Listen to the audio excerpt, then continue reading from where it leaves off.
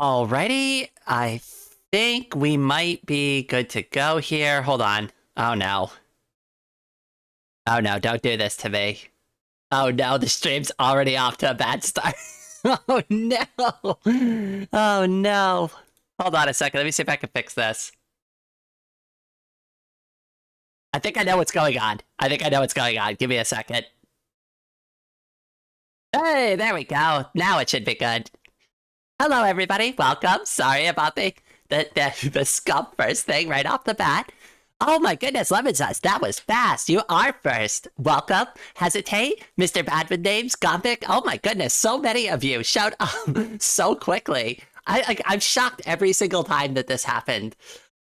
All right, so today's live stream is going to probably be a little bit shorter than the 2 hours that we normally go for. So I tried my best last night to get some proper rest and to, like, you know, do pretty much everything within my power to get some proper sleep. I actually didn't sleep at all last night. So what I decided to do was instead record a 2-hour video, and then I was like, oh wow, now I'm really exhausted, but I still got this live stream I'm supposed to do later. So I figured I'd at least come here, explain myself. I still got a lot of like a little bit of energy left, but I'm starting to get pretty tired. But I didn't want to just blow off the live stream because, like, I don't know, I feel like I do that a lot, and I just didn't want to do that. So I figured we'll come here, we'll chat for a little bit, and I'll hold out for a little while, and then I'll just go to bed, because I don't really have anything else I need to do today anyway. So this is it for me. Like, I can just go and casually rest once this is over. Barrett, welcome. Great, is this like the end time you got me just as I woke up? I mean, hey, my timing must be impeccable. That, or it's just a huge coincidence. Aw, Lemon Zest, I hope you feel better soon.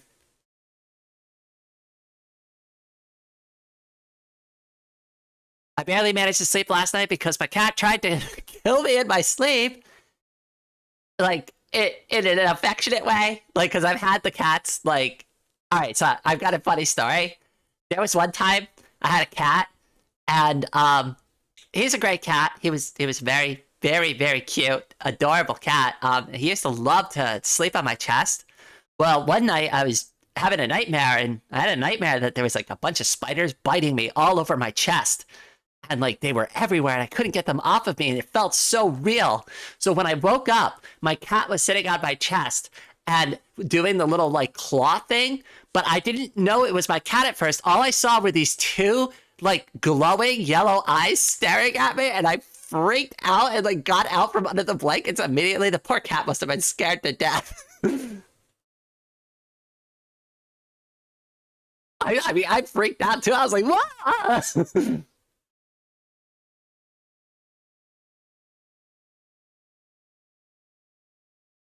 Oh, hello. Hello, Ardor of Amy. Welcome. Welcome to the stream. I bought a plushie of the Pokemon Trico at a local anime store. Oh, that's cute. Do you have a picture of it? We have a plushie for him in... Gombic gave me a chance and made Ame dance. Oh my goodness. Gombic, thank you so much. Oh, that must have been a big one. You jumped the fundraiser 10%. Holy smokes. Gombic, thank you so much. That was so generous. Aw, I feel bad because I was like, oh yeah, we're doing a short, we're doing a short stream today, you know? Oh shit, I forgot to even turn on the music. Whoops. Well, now you know where Raid 10 is at today. Oh goodness. Oh goodness gracious. Hey, one of these days I'll get it right. Today's obviously not that day. Celluloid, save me. I don't think anything could save me. I gotta say though, I am really glad I saved my energy for that recording session though, because even though I'm a little tired here for the live stream, and I know how much like people really enjoy the live streams and the live stream content. Trust me, I'm very aware of it. It's like the most popular like content on the channel right now. I understand, but like that video was really good. And I am going to try to get it out for all of you tomorrow on the channel. I wish I had a chance to schedule it earlier, but like I've been sick. I kind of fell a little bit behind, but I do have a video ready. It's uploaded. I just got to get like a graphic made for it. But it's really good. So there's a video coming out tomorrow, and then I recorded a brand new 2-hour video of Portal 2, and that is really good too. So I wasn't able to finally get something done. Also, everybody in the chat, give Gombik head pats. Oh my goodness, I am way off my game today. Gombik, again, thank you so much from the bottom of my heart. I'm going to be a little bit all over the place today, so if I'm missing stuff or I'm flying off the rails, you just let me know. Like I said, I'm not going to be doing this for too much longer. I'm not going to be like holding out for a full 2-hour stream. But I like hanging out with all of you. And I do promise a live stream 3 times a week. Sleep-deprived brains being a drizzle. Oh, there's only a small cloud over my head today. It's fine. I'm actually like in really good spirits because like so many good things are happening. So like the worst thing that is like the worst things that are going on for me today personally is I'm sore from the workout I did yesterday. I didn't get a wink of sleep last night, and I probably did a little too much work this morning when I did capitalize on the energy I had from last night. Yeah, like I don't know. Hopefully I've articulated that well. In a good way, of course. Aw. Yeah, don't worry. I would never, like, really fully crash out on stream. Trust me. I'm very cognizant of that. That's actually why I took a streaming break a few weeks ago. I mentioned it in the video, right? But I was coming off of that pain medicine, gabapentin. And I take the feedback from my moderators and like the people that help me out like very seriously. And if they're like, you know, hey, Rain, you need to like take a chill pill, I do try to listen to them. I used to kind of ignore their advice in the past, but now I take what they have to say very seriously.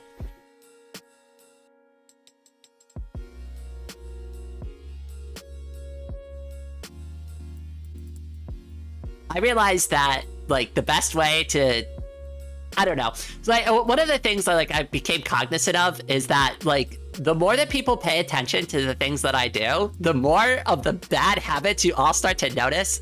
And I don't want people to emulate the bad habits that I'm trying to get rid of. Like I'm aware like that working too much and like stressing myself out all the time with like all of these like mandated tasks that I assign to myself is probably way too much. I don't know how to fix that. I'm working on it. But like, I kind of feel bad when I see people and they're like, oh, I wish I was like as productive as Rain. And it's like, I mean, yeah, I am, but it's like, it's a little bit unhealthy.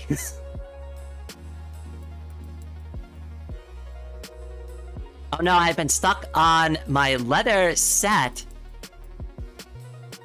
Oh wait, did I miss the explanation about the cat from Hesitate? I feel like I did. Maybe I didn't. Oh, my cat sat on my face while I was asleep. Aw. Well, that's okay. So, baby Jules, the cat that I've been watching and taking care of recently, she sleeps in my bed a lot, and she woke me up at like 2 in the morning the other night because she sneezed in my face, and it was absolutely disgusting. I had to get up and wash my face in the middle of the night. So gross. You can always mandate breaks for yourself. That is what I'm actually trying to do. That is what I'm actually trying to do. And I'm getting better at it. I am getting better at it. I'm taking like more time off for myself. Like yesterday, after I did the workout, I was really exhausted. And I actually spent several hours in like kind of an inert state where I wasn't really doing much other than just kind of chilling, watching some YouTube videos and stuff like that. I didn't get the nap in that I said that I wanted to get, but like I just kind of just laid there and chilled. That should have been my first sign that I was going to have a problem with sleep. Also to like compound the issue, and this really sucks. So I took some sleeping medication that did absolutely nothing. It worked the night before and I fell asleep and I got 8 hours of sleep and it was great. And then I took them again and they didn't work at all. And I can't tell you how miserable of an experience it is to take Like, and it's just over-the-counter sleep aid, so it's not that bad. But it still drags you down emotionally, mentally, right? And it really sucks because you're sitting there, laying there, and you feel like a certain kind of exhaustion, but you don't actually like experience the tiredness you need to fall asleep. It's extremely frustrating. That's not, oh God, it's so gross. It's so gross. And it's just like, oh, Jules, come on, really? You couldn't have aimed anywhere else? Like, I'm willing to wash the blankets in the morning. Come on, girl. Oh, a set is British for couch. We used to call them Davenports here. That's... Nobody calls them Davenports anymore. I'd be shocked if anybody, like, has used that term in their lifetimes in this chat. I get that spent feeling of having nothing but sleep left to do. Oh, goodness. I mean, as soon as I'm done with this stream, that is my battle plan. I don't know how long I'm going to keep this stream going. Let's aim for 30 minutes to an hour. Let's set a reasonable amount of time. We'll do half time today. Or just whatever the hell I finally feel like. You just throw it in the towel and be like, okay, I'm good. Ray's going to bed. See you later. I have always described that feeling as being tired but not sleepy. Yeah, yeah. I've always dealt with like insomnia and stuff like that. It really sucks. Salt's good. Welcome. Raptalos, welcome as well. So many of you showed up this morning. It's really tough for me too, because like normally I have biphasic sleep. God, how did we end up talking about just sleep this entire live stream already? But I have biphasic sleep. So normally, like, my sleep schedule is 4 hours, like a 4-hour nap and like 4 hours in like the middle of the night randomly. And that's usually like enough to keep me going. I joke that I survive on rolling naps. And I mean, that's kind of technically true. And I think, honestly, you know what I think threw me off was just sleeping the full 8 hours. I'm not 100% sure, but I think like forcing myself to sleep that much just threw off my entire like sleep cycle that I was in. The Eve stream. Hey, this could be the first sleeping live stream, right? Not that that's gonna be interesting. What do you want to hear me snore the entire time? Shh. Okay, that's annoying. I'm not gonna do that again. Snore like a frickin' wildebeest too, by the way. It's a very good thing I had my sleep completely by myself in my own room, and the only person I have to annoy with my snoring is baby Jules, and, well, trust me, maybe that's why she sneezed in my face. She's like, you son of a bitch, you've been keeping me up all night with your snoring, take this! At you!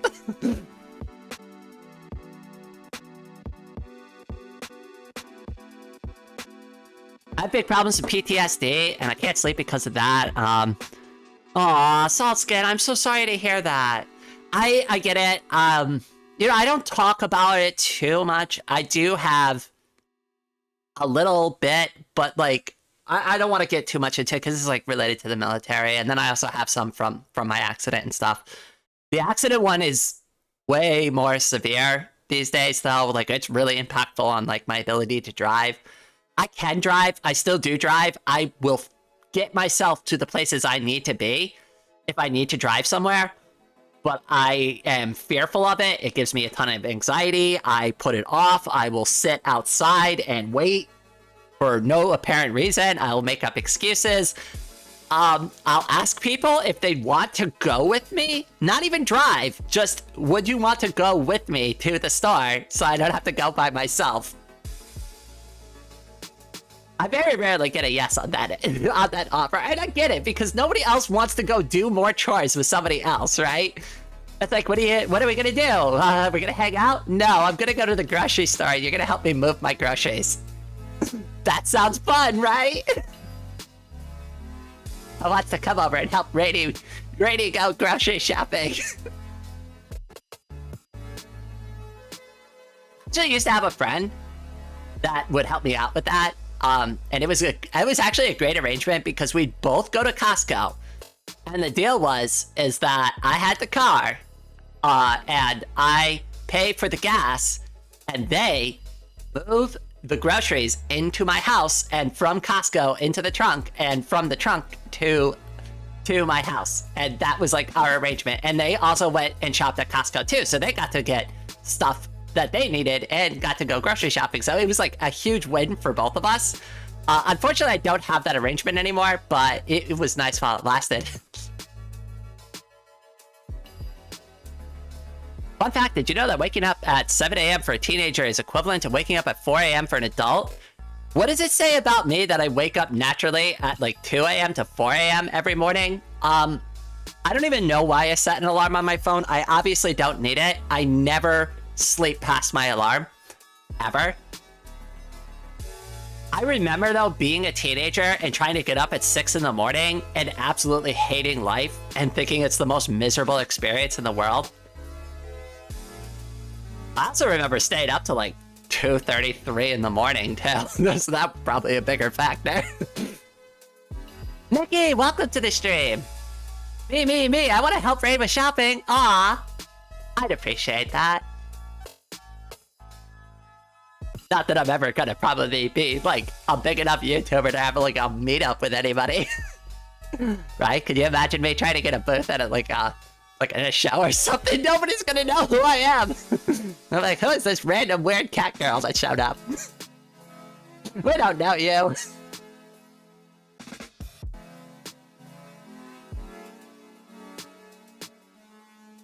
Artist schedule, right? Don't question it. Yeah, I know. The problem is it conflicts with like the ingrained military schedule that's like lasered into my brain at this point, and I've like constantly got to overdo it. If we're not overdoing it, we're underdoing it, right? Go big or go home.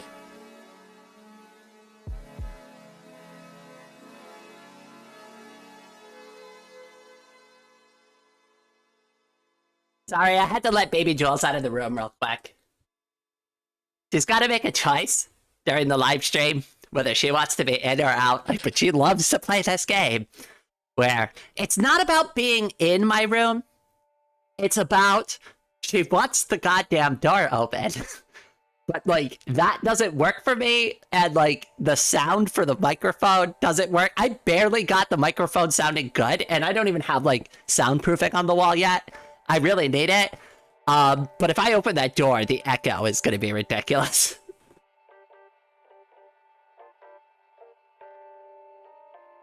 Gotta let the artist win. I'm rooting for you. Aw, I'm really trying. I really am trying.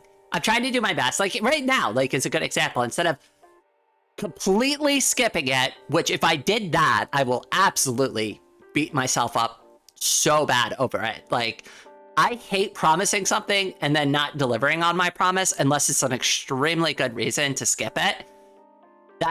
And there's very rarely a time I give myself the grace or the freedom to actually come up with an excuse that's valid enough, at least in my eyes, to actually do that. So skipping it wasn't, and I'm like not really sick. I'm just very sleepy. So it's like, I mean, I could suck it up for an hour and hang out with my community and my friends and all the awesome people that come to my channel for some odd reason. Oh, I know what I can do. I can show you a few things. Hold on.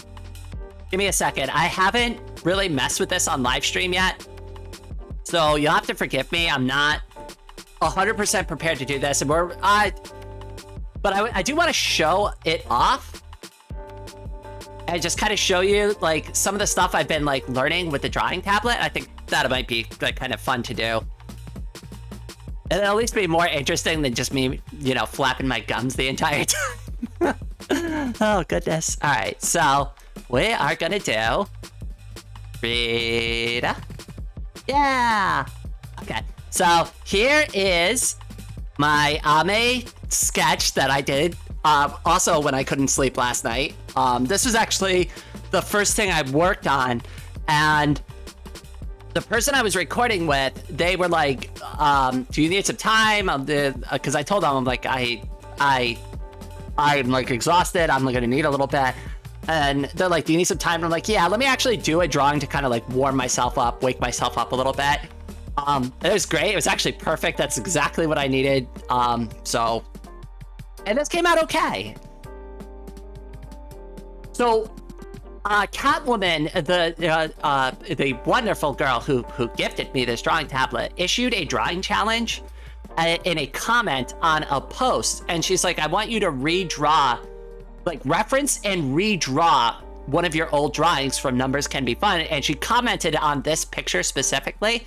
So that's what I intended to do there, is I intended to draw that for her again and just kind of show her, like, you know, the progress that got made there. So let me just like, there we go. So here is the original drawing that I referenced. I'm going to try to put it on screens. We'll see it. Sorry, I'm not very good at this yet, like I said. But here you go.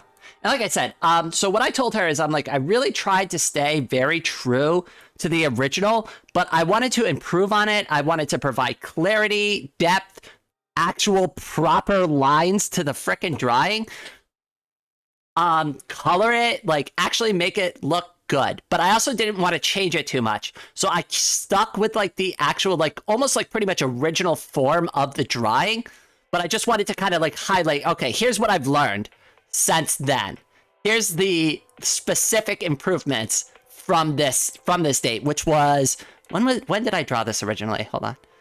I think it was 4/13 last year. Hold on, like I said, I'm still not used to this setup. Yeah, so it was 4/13 last year.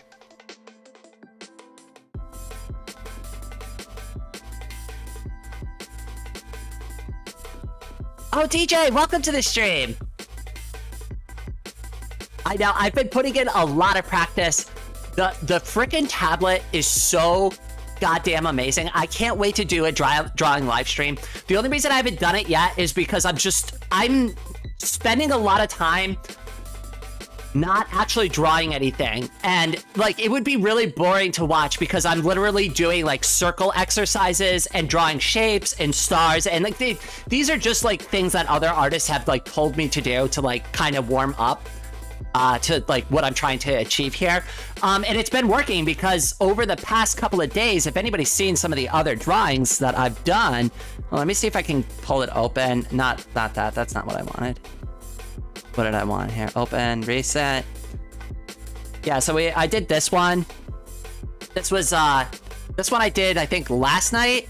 And this was just a chibi drawing that I tried to do. I'm not very good at drawing chibi.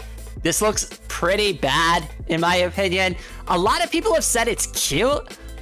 I don't know. I guess taste is subjective. There's definitely a lot to be desired here. I think I went too simple on it. Also, like, the body doesn't feel like it fits properly with the head, so, like, there's conflict here. Circles and stars would make a good background. Oh, wait, have you seen my moon drawing before? I would want to see that, all those circles. Okay, you know what? I'll consider it. I'm a little too tired to draw on live stream today, but I'll show off some of the stuff I've been working on, and then I'll get a drawing live stream on for next week. Is that a good compromise for everybody? Actually, you know what? Instead of me just asking, why don't I just put it to a vote? Drawing, live stream, next week.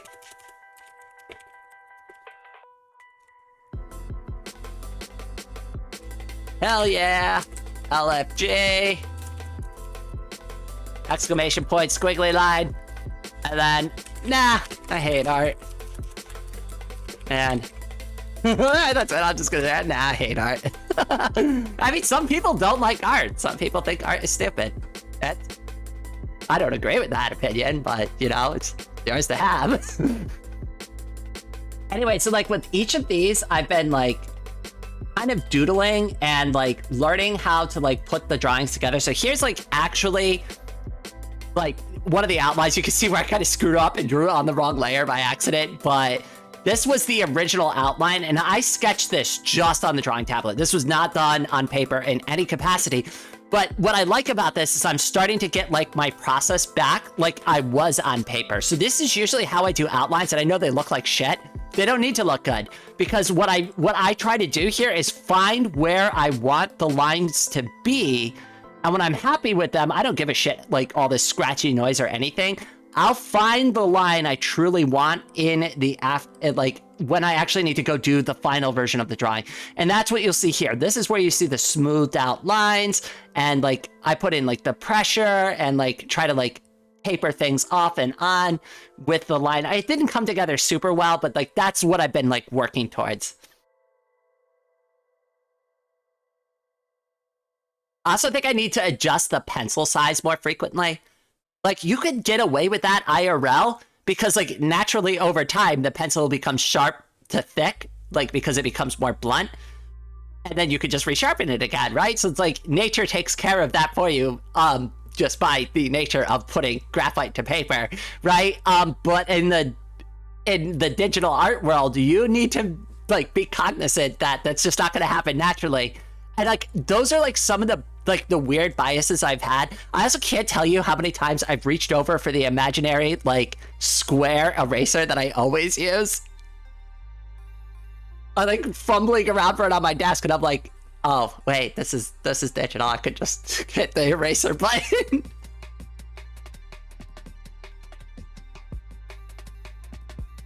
You can make the exercises interesting by making a pattern of them, like making a fractal pattern. I'll find an interesting thing that we can put together for a drawing practice live stream. That, or I'll probably just say, YOLO, screw it, and I'll probably just do a drawing anyways. Either way, it'll be practice. It could come out like something like this, or it could come out like, you know, the other one that we were just looking at. It comes out a little bit better. Or it could come out like one of my older ones where I actually have like a full process in place, but that process requires me to draw it on paper first and scan it in. And oh, also, I don't have a scanner right now. So that's also why this, like, I haven't been doing as much art recently. If anybody who's like been paying attention to me for a while, who's been subscribed to the channel for a long time, and there are quite a few of you now. There's actually quite a few of you who have been subscribed for well over a year at this point, is aware that I was doing a drawing almost every other day, or like every 3 days a new drawing would come out, and then it slowed to a crawl. One of the reasons is because the scanner broke. And I was like, all the recent ones I've done, they're hanging on my wall, not because I think they're awesome and I want to hang them up and look at them every day. And so I can photograph them on my iPhone and edit it to look like I scanned it in. And then, if I'm lucky, the photo is just good enough where I can actually bring it into Krita and touch it up lightly, but I can't do the same kind of work that I was doing with it before because the quality of the photo, and I get it, it's an iPhone photo, you would think it would be great, but the lighting, everything, like, you really need it to be scanned in. That light is consistent across the board, and whenever you take a photo, the light can change a little bit, and that messes with, like, my ability to use the tools I need to use to, like, cut out the background and stuff like that. Like, it's doable, but it's just so much extra work for no reason. And honestly, like, I really do need to just kind of force myself at one point to just switch 100% over to the drawing tablet. So, like, literally, Catwoman's gift could not have, like, shown up at a more perfect time. Oh my goodness, Gombek, you upgraded to Raindrop as well? And Glitch, you've been a member for 4 months now. Holy smokes, hey, perfect timing on that call out, too. Glitch, welcome to the stream. It's been a while. Yeah, you better. Oh my goodness. I've got to, you know what I could start doing too? Once we get like some of the practice and I get like all the jankiness and weirdness out of my system and I like finally like have a good process again with the drawing tablet, I'm going to start by upgrading all the emojis for the memberships. They give me 12 different emojis I can draw for it. What we'll do is we'll do it on live stream and we'll come up with ideas together. They'll be simple. Remember, they're going to be like little badges, right? But like we'll pick and we'll draw the emojis together and we'll assign the YouTube members. So that way when you get to like the 6 months, right? I don't know. I thought it'd be fun, right? Like it'll give you something to hang out for, hang on to. And it's a community thing. We came up with the ideas together. I don't know, just something kind of rattling around in my brain. That might be a good idea. I type as Rain explains why not. Scan it to a PDF phone and oh yes. No, I tried that too and it did work for one of my drawings. Wait, which drawing? Hold on. Let me see if I can pull it up. I think I had it loaded in Krita before. Open recent. Where is it? No, don't clear the list. Open. I think I just gotta open. I don't remember how I saved it. This one. I did touch it up a little bit, but here's a really good example of like what happens to the background. So I would, under normal circumstances, I need to remove the backgrounds out of these drawings. But do you notice how like the magic wand is trying to grab the background here? Because the background isn't consistent, it's harder for me to separate these two away. So I can, the way that you would try to attack something like this is by upping the threshold, but the problem with doing like the threshold, at least in my experience, is that it starts to cut into the lines and it makes these really jagged lines on the drawing that look very ugly. They're not consistent. So if this like rounded it out well, it would be good. But if I went ahead to go and hit the delete button on this, right, and then I hit Control-Shift-A, you could see some of the graphite survived. Look at all these jagged, hard edges, right? Here's a little more graphite that popped through. It doesn't cleanly cut out the backgrounds, and this is a huge pain in the ass to deal with. And honestly, it just kind of ruins the art a little bit. Honestly, it kind of ruins it. Like, and like, you could see the difference in the color here, right? So this one's a different color, this one's a different, and look, it's just absolutely just shredding the artwork to pieces right now. So like, that's what I have to deal with though, if I don't scan it in, because the background is not consistently colored enough. Now for this drawing, it ends up working out, right? Because it was just a black and white drawing and the background was somber, and like the theme and the mood of this drawing was like to represent that, like that emotion that I was having about like, you know, there's two sides of the coin, right? That's like what I was trying to like get at there. But yeah, so it fits for this drawing, but it doesn't work out in like for other things that I would really want to do, like this kind of drawing, this where it needs a clean background. Gotta bounce. Also love that drawing. Oh, DJ, it was so good to see you. I'm glad you swung by. I'm glad I got a chance to speak to you before I crash out too, because I gotta hit the hay at some point, probably within the next like 30 minutes. We like some jank. I like some jank too. I like some scuff. Scuff and jank.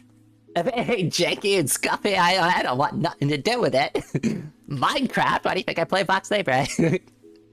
It matches my personality. It's janky and scuffed. It's just like me. Okay, let me see if I can find some more of the other drawings I've done recently. There's been a couple of doodles that I've done. Oh yeah, here's another one that I've done. Here's just 3 sketches. And what I did is, here is the first draft, here is the second draft, and here's the final draft. And I didn't really end up being very happy with the final draft of the drawing. But again, this is a process. I'm still like trying to learn how to do this properly. So, but this was first, second, third draft. Let me find the other one. I did a Vodka drawing recently too. It's pretty good. Yeah, here we go. This one's not too bad. But I've never drawn Vodka before. She's similar like with like how the hair works like on my character. And like Ame, but I'm used to drawing it like going down the face this way at this angle. So I had to attack it from the other side. And you can kind of see where my biases are with my drawing habits, because like this was a little harder for me to pull off. It doesn't look as good, especially here. This is a really weak line, but this would be good for like, this would be like a good rough draft. And then I could probably go over this one more time and clean up the issues. I've been practicing a lot of horse girl drawings. Lots of horse girls. For reasons that have nothing to do with Yuri. Or Scarlet. Let's see if I can find another one that I've been working on. Okay, here's one I did, and I didn't really care for it, so I stopped working on it. It's okay. This was the reference I used for it. I like this reference because of the 2 poses that Scarlet and Vodka have, though I don't particularly care for the way they're drawn in this. Like, this is different from, like, what I'm used to. So this obviously has got to come from, like, the anime, which I haven't seen yet. Like, even Special Week looks different. I don't know. Maybe the artist they just hired, I don't know if this is how they're supposed to look, but, like, even Gold Ship looks different. Is it just me, or is she... I don't know. Like, it just feels very different to me. Like, even Baka's vibe is different. Like, I'm pretty sure she had, like... Wasn't this squared off in the game?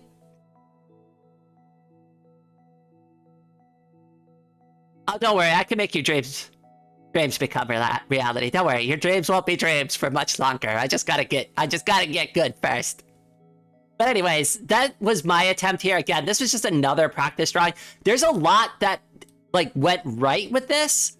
Like, the ears came out pretty decently. The face, I am really not happy with the face. I think, like, what I did is I didn't curve it down enough, and I left it flat and, like, was trying to imply the cheek and the fold would be here, but it just didn't really work out with the way the hair looks.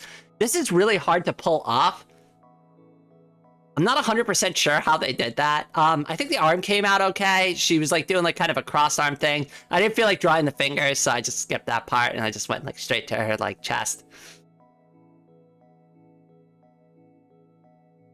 Guess we'll have to make it ourselves then. Hey, listen, there's a reason I became an artist.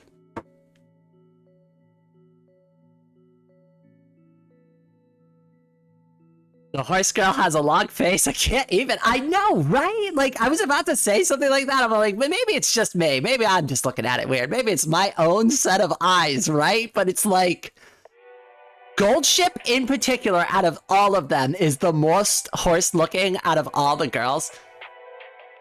Jeez, there's my weird accent sneaking back in. I don't know what it is about that particular drawing of Gold Ship, but that just doesn't look like the Gold Ship I've come to know and love. Like, also with Special Week.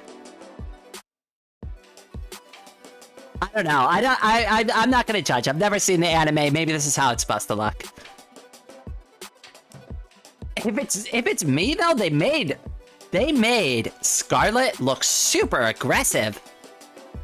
I don't know if she's supposed to be that aggressive. I like the way they portrayed her in the game instead.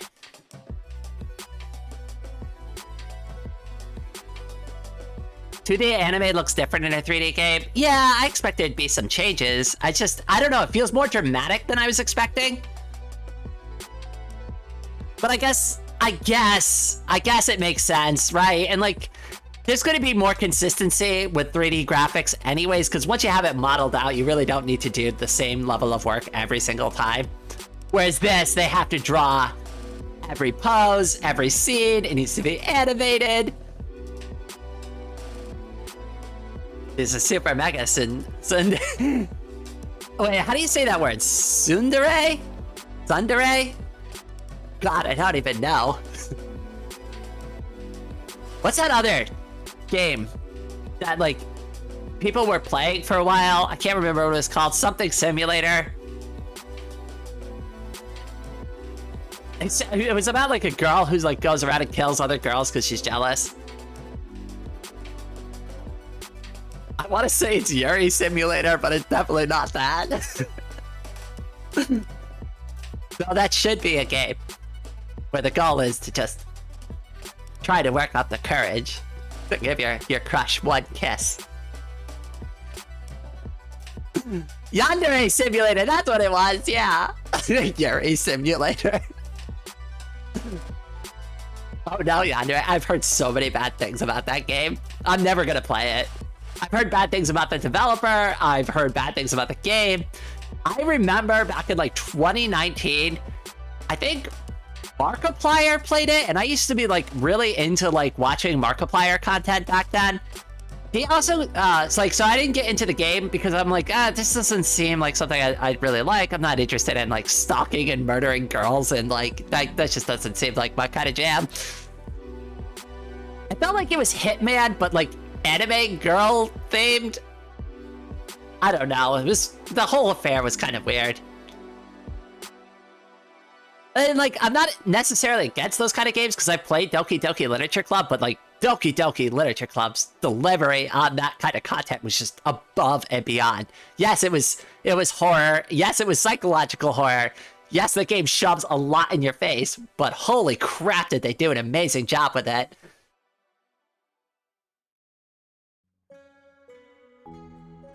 Same with Needy Streamer Overload. Again, I'm not necessarily against those types of games. I just don't think Yandere Simulator was pulling it off in a manner that interests me. We don't talk about Yandere Simulator? Well, at least when I talk about it, I don't got nothing good to say about it. Oh God, how bad would it have been if like, Yandere Simulator? Oh, I can't wait to play that game. Nobody clip that out of context. Don't you dare. Somebody's gonna clip it out of context. It probably won't be anybody here, but somebody one day is gonna watch this live stream and they're gonna be like, ha ha ha, guess what I'm about to do. Joke's on you, Rain. Blast from the past. And I get to see what y'all clip too, so. Yeah, that'll be fun. That'll be a fun one to look forward to. Somebody clip. See? I knew it. You're already all coming for me. Oh, Thomas! By the way, thank you so much for helping me out yesterday in Vintage Story, because I clearly had no idea what the hell I was doing. And then Peeps was like, wow, you're gonna go in without reading the guide. Good luck. And I was like, I'd be fine. I figured out how to play Box Libre by myself. I'm sure I could do this. And like, here's the context about the Box Libre thing. He's gonna take you back to the past! Oh my goodness, Gombic! Also, thank you for being a member for 3 months. Oh my goodness, has it been that long already? And also, I'm not even lying about this. Like, the AVGN and that guy with the glasses are like the first 2 YouTubers that I like really got into. Especially that guy with the glasses. Now, I know everybody touts AVGN, but old school, that guy with the glasses. Like, when he first started ramping up with his channel, holy smokes, comedy gold. It was awesome. Now, obviously, that channel has suffered a lot, and it's not the same thing it used to be, but it used to be really fun. I miss that about old school YouTube. I try to bring that back as much as I can, but like I got my hands like kind of cuffed because of YouTube's content policies and like all the restrictions on the platform, and you can't like say certain words now, which is good. It's not necessarily a bad thing in some circumstances, right? But it is a lot more of an restrictive environment, all for the sake of advertisers that YouTube barely shares the revenue with us anyway. So it's like, you know, yip-de-doo.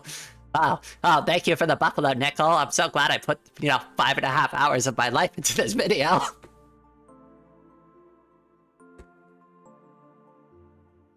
Oh, Vita something, welcome! Doug Walker, the funny man. Hey, I haven't made a stream in a while, so is the new wheelchair everything you dreamed? How's the drawing pad treating you? It's been great. Hold on, I'll show you one of the better drawings since you came here. Also, welcome, Doppel Rogue, to the stream. This is the one I did literally in the middle of the night, like before I did 2 hours of recording with another YouTuber. And like also working on other videos and stuff. But this is what I was working on in the middle of the night when I couldn't sleep, and yeah. So like I said, I've been showing off like some of the stuff I've been drawing since I got the tablet. I mean, that's pretty good for a couple of days, I think. They're just mostly doodles and stuff, and it's just mostly me just messing around, but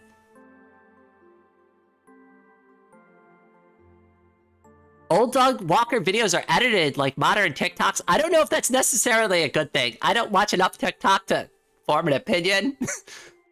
My opinion on TikTok is I upload to it.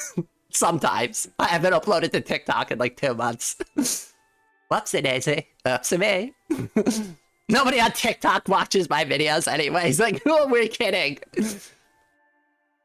Or Twitch either. I've tried Twitch before and I didn't really get any traction there.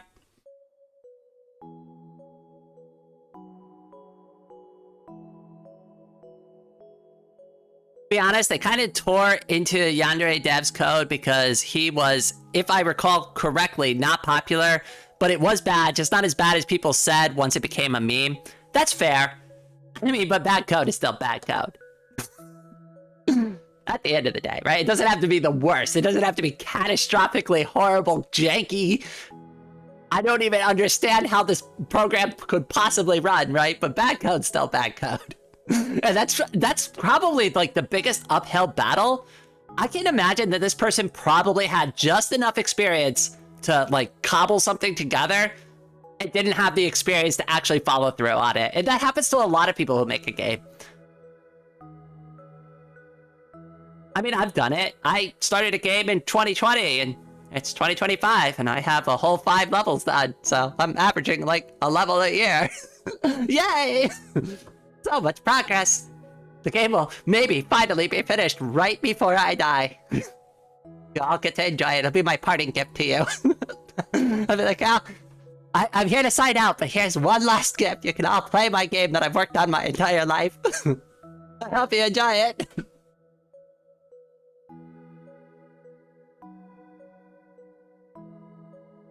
I will not touch TikTok with a 10-foot pole. I don't blame you. I tried it. So, like, the first time I tried TikTok, I was getting so many weird messages, and that was the thing that first put me off of TikTok, was that TikTokers could apparently just, at some point in TikTok, just message you, which I don't like. I don't want to be DM'd by people all the time. So, and they don't DM me nice things on TikTok. They just ask a lot of weird questions, like, are you really a girl? And it's like, well, I've got a trans flag profile picture with an anime girl. I don't know. What conclusion are you jumping to here? Come on now. It's like they know. I think they're just trolling, honestly. I just ignore all that shit anyways. Like, I never respond to it, but it's like, come on now. So anyways, they disabled all of that crap. So I was like, all right, I'll try TikTok one more time. And like I said, I don't think I've uploaded for like almost 2 months there, just because like I don't get anywhere on that platform.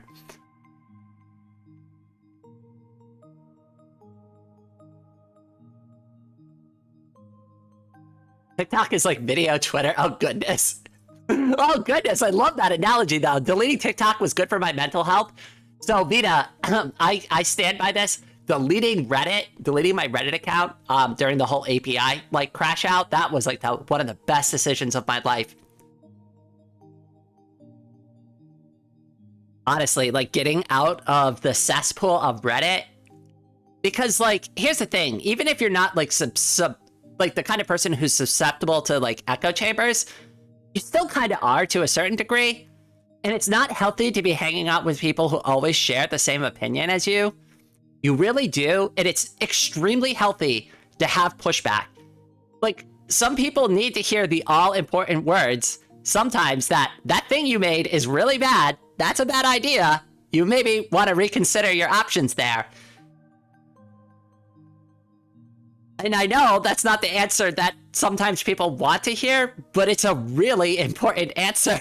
It is, like, critical that sometimes you get that information passed along to you. But when, like, in places like Reddit, that information is either not upvoted or it's just actively, like, pushed against because, like, I don't know, like, whatever the narrative is for that specific subreddit. Like, just pick any of them. Politics, whatever the major ones are, they all have their own, like, weird rule set and, like, community and culture, and it's, I don't know, I'm sick of it. Also, like, Reddit isn't the same anymore. I went to go post a drawing there, like, couple months ago, and they're like, you didn't meet the karma requirements, and I'm like, what the like, when was this a thing?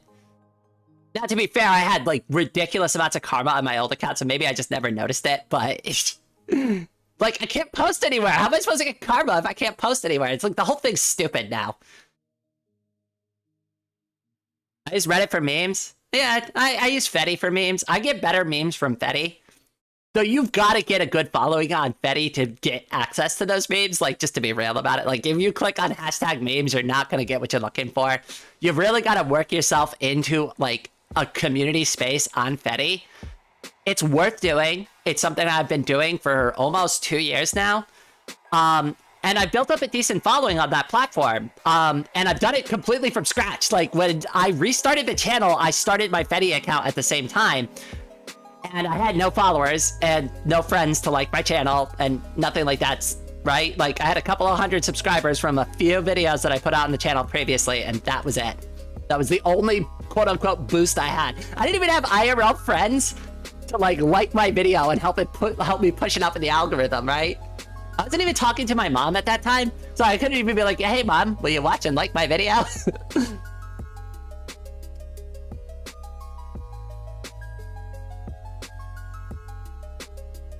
I deleted Reddit and moved to Lemmy.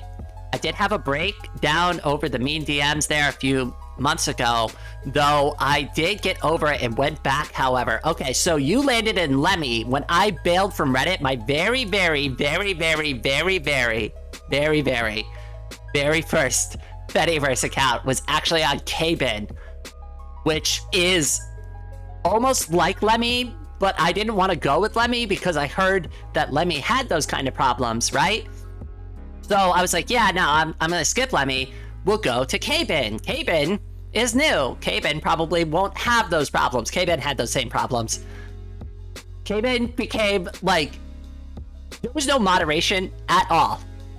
Like, there was one moderator, and he was the person who was creating Kbin, and he just didn't moderate the site once, like, ever. And people were, like, actively posting, like, death threats and, like, really toxic, horrible things there. And I was like, okay, I gotta find, like, a real Fediverse account. So then I went over to Mastodon, which, not a great decision either, because, like, it was boring, and I hated Mastodon. And then I finally found something I truly liked, which was Firefish.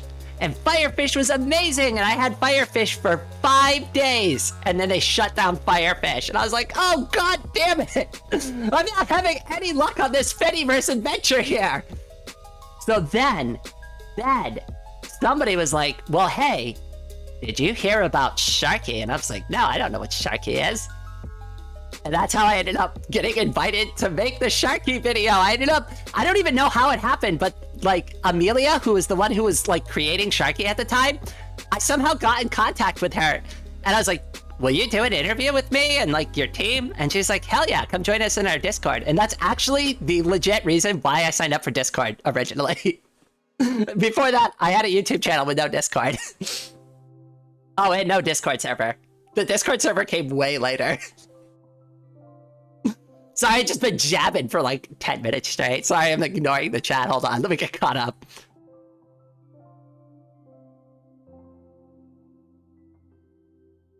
I think it depends. Some things you really don't want challenged regularly. 100% agree for Arthur. You are right. I mean, there's a time and a place for that type of feedback. What I was trying to get, well, let me read the other comments first before I say anything else. I disagree, kinda. The reason Reddit was so miserable for me is because it was all just arguing and fighting, and I would have so many horrible fights about stupid, pointless things. Yeah, that was my experience anytime I went onto politics and I would like post a comment, it would just devolve into a fight. People will just purposely take the opposite position to you because they've got nothing better to do. And unfortunately, at that time, I didn't have anything better to do. So I was like, all right, well, I guess if we're going to have a debate about it, but they don't want to debate. What they want to do is just talk about how they're right. And they'll point to all of this like nonsense information to like support their stupid points. And it's like, the whole thing is stupid and pointless. I do agree with that statement. I also slightly agree with Mr. Bad with Names. I think it depends. I think it does depend. There's a time and a place for that very honest type of feedback. I wish I got that when I was younger in my life. Like, I really wish somebody in my life was like, at 17 was like, Rain, really think about whether or not you want to go into the military. Like, really reconsider it. Because every single person in my life at the time was like, yeah, that's a great decision. You should do that. You'll be a hero. Everybody said that to me. It was all post 9/11, like, nationalism. And everybody's like, absolutely, yes, go fight for our country. Like, you're doing the, you're gonna go and protect and serve us. It was a whole different thing. I know that nobody really cares about the military these days, but I grew up during 9/11. I watched it on TV. I promise you, it used to be extremely different. I used to go to the mall in my uniform and people would like shake my hand and stuff and thank me for my service all the time. Now I like wear my veteran's hat. Like, I don't wear it anymore, but I used to. When I would wear my veteran's hat, like over the past few years, nobody would say anything to me.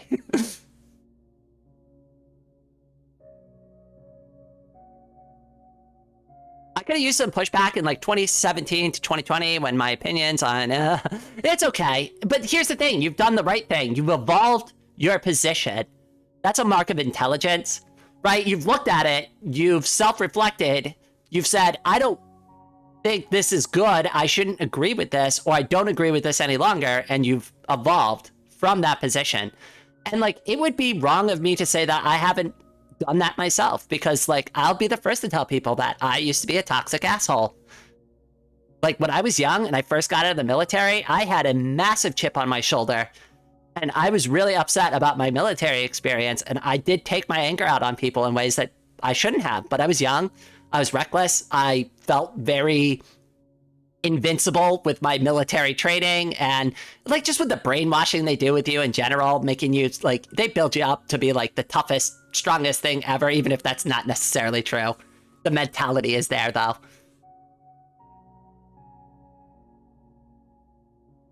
You cannot make a better environment for echo chambers than Reddit if you tried. And that was my biggest issue there. It was just the echo chambers and like the people getting into stupid, pointless arguments with me.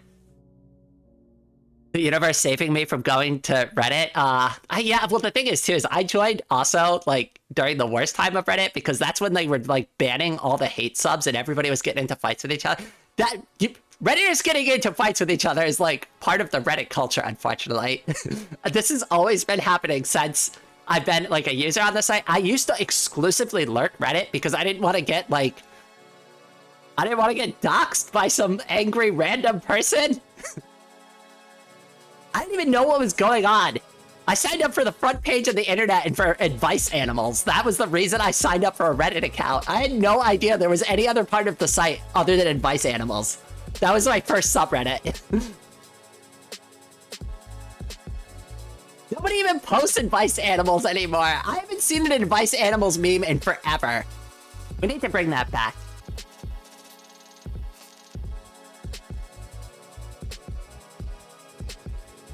I think it's time to bring back the advice animals. You watched 9/11 on TV? What did you get scammed by Nazir too? I'm not familiar with that last term that you used there. I did watch it on TV. It was live. Unfortunately. I have photographs of myself right here in my desk right now. Of me inside of the World Trade Center, because my father, even though I didn't get to see him very much, he did bring us there one time to see his office that he maintained in the World Trade Center. Now, for anybody who's obviously should be aware, right? Like, my father's still around. He was a survivor, right? Like, nothing further bad happened, but it was still a very traumatizing experience because cell phones didn't work the way they do these days. Nothing worked that day. Nobody could call anybody that day. The phones were completely down. It was a nightmare. The switchboards were just completely overloaded.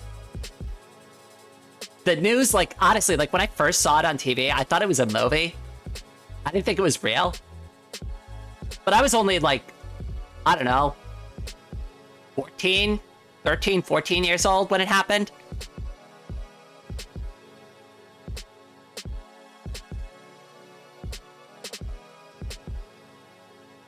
You're young and arrogant, hated everything they stood for. I mean, I went into the Marine Corps extremely motivated, and I left the Marine Corps regretting every decision I made about joining the military.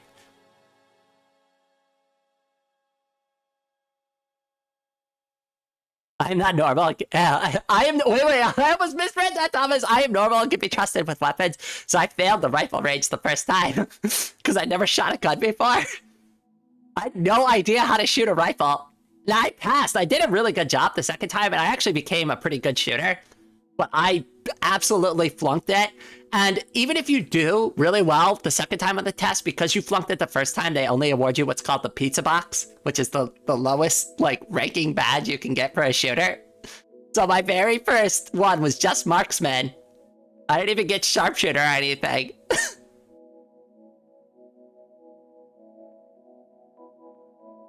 A. Nazir is known for having complaints about his copper. We don't know if they sold bad quality copper. Interesting. I'm not too familiar with that. I'll have to look that up independently. I usually just go to Reddit for information. I take it with a bit of grain of salt when I get there, but it is helpful.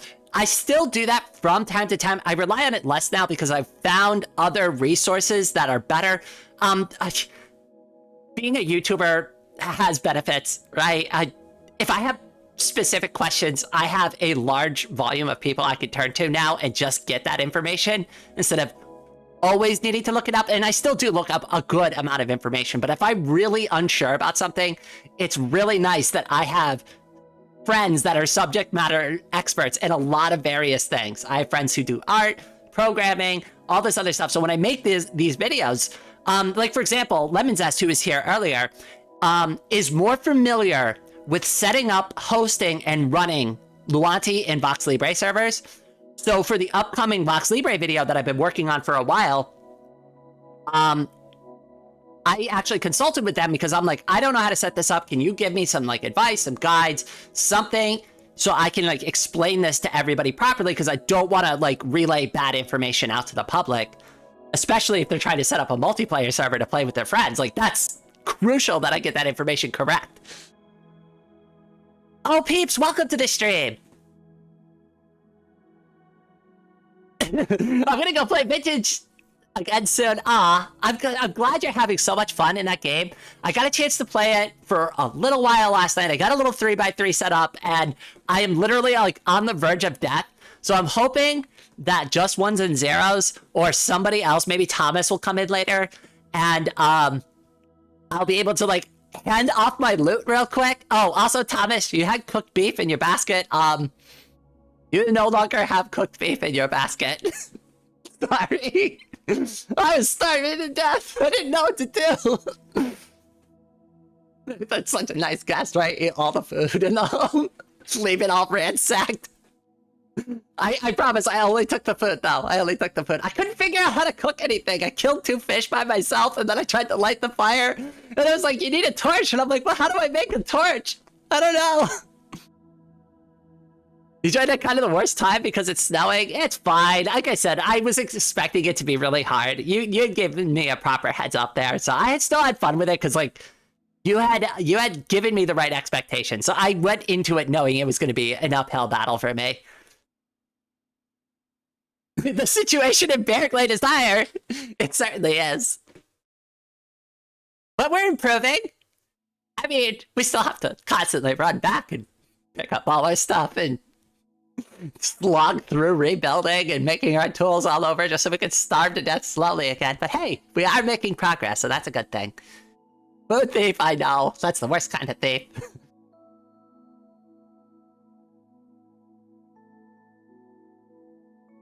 I'm on a train. This horrifies and confuses Americans. I don't really have a reason to play Vintage Story since I have several other games like that and just can't justify spending 20 bucks on it. So far, I'm enjoying it. I'm going to make a video about it. I think I'm going to do some recording for it tomorrow. I'm interested to explore the game a little bit more.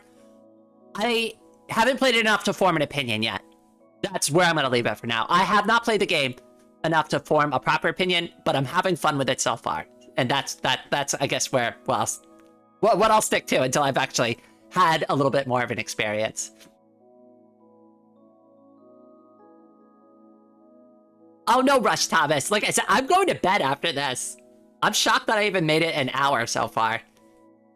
I ended up getting that third wind after all. Look, you always, all of you, always like cheer me up. You always bring me to like a good, happy center. This community is amazing. All of you are amazing. All of you are like just absolutely awesome. Like I can't ask for a better community because like I used to have not such a healthy community before, and trust me, all of you are like just absolutely just so good to me. I really don't deserve it. Going to bed, isn't it like the morning for you? I didn't sleep last night. I've actually been awake since 4 a.m. yesterday. So what I ended up doing was working all night because I couldn't sleep, which is how this drawing got made and how 2 hours of video recording got done with another YouTuber. And then I was like, oh crap, I have to do a live stream still. And then I was like, well, maybe I'll just take it easy on the live stream today and I'll just kind of chill out on that. Right, and maybe I'll just stream for like half an hour to an hour, but we're already an hour in. I'm feeling pretty good still, so we'll keep going for a little while longer. I'm having fun. And as long as everybody else is having fun, then that's all that matters. Thanks, Raid. I'm glad to be your friend. You're such a cheery person, and I hope you stay happy and cheery. Aw, Barrett. It's been a blessing to have you here, and it was also really amazing that you came out in our community, too.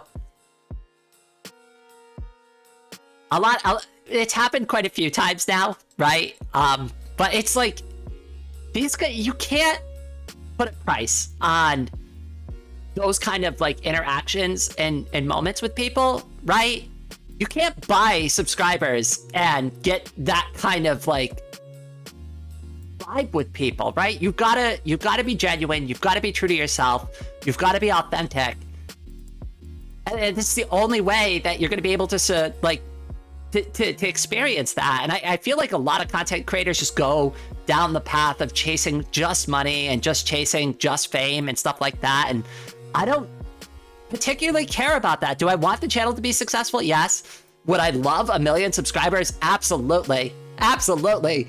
Like, don't threaten me with 1 million subscribers because I'll take it in a heartbeat, right? Like, obviously, who doesn't want to, like, see their dreams come true and, like, the thing they've worked on, like, become successful? So it's like, it's not that I don't want those things, but if I only ever became, like, a mediocre YouTuber and a mediocre VTuber, but I had a really awesome community full of awesome people and awesome friends and awesome connections and awesome experiences along the way, hell, that's worth more than all the money that you could pay me in the world. Money can't buy you happiness, and that's the reason why. Because you have to work for those kind of moments. Gotta get to sleep, and we're eventually gonna do one of the live streams where I pass out. One of these days, I'm gonna push it too far, and you're gonna hear thud on the desk, and then a series of long snores. And then, like, 4 hours will, like, go by, I'll freak out. I'll be like, oh my god, did I really pass out on live stream? Oh my god.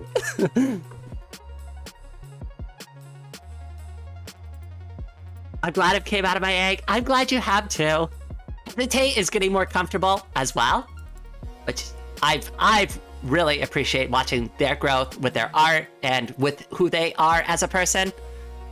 I mean, all of you, like I said, like I could sit here and I could probably talk about like individually. Like, Peeps is always in our Discord, always having fun, always interacting, always wanting to play games, is always cheerful, always there to participate in events and stuff like that. And it's like, that's genuine. I've never asked Peeps to ever once do that. You know, she's done that of her own volition. Just because of that.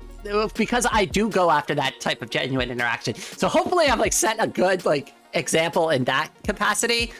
And I hope that it does make me successful in some ways, because it would be good to show other people like, no, you could do it the old school way. You can have fun. You can have that genuine experience, and you could still build a really awesome channel around it. But we'll see. We'll see what happens. Life is funny that way. I mean, I never thought I'd get isekai'd by a truck and wake up as a girl with a broken hip, but you know, hey, bend the brakes. Sorry, that was a lame and dark joke.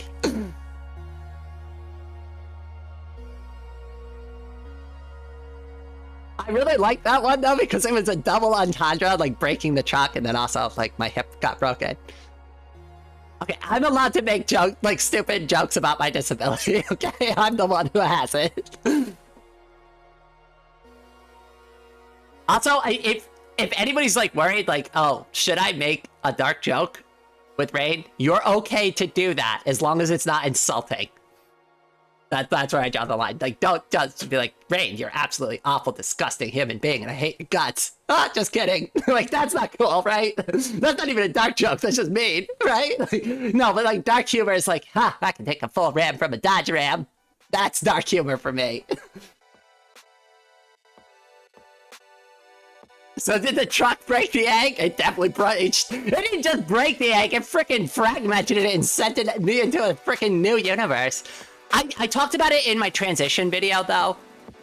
When I did wake up though, I kid you not, that experience waking up after several days, I kid you not, like if you literally told me that I had been dead and you brought me and woke me back up in the future, 10,000 years in the future, I would have absolutely believed you.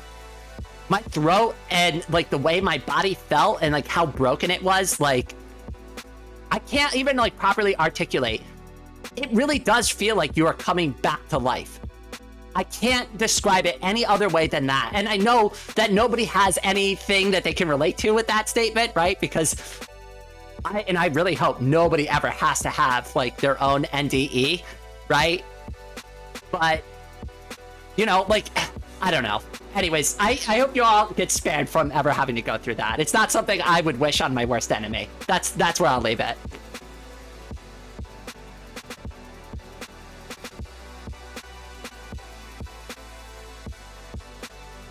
Truckcoon broke Rain's egg. Oh, you know what? We should do that as a dark joke one time.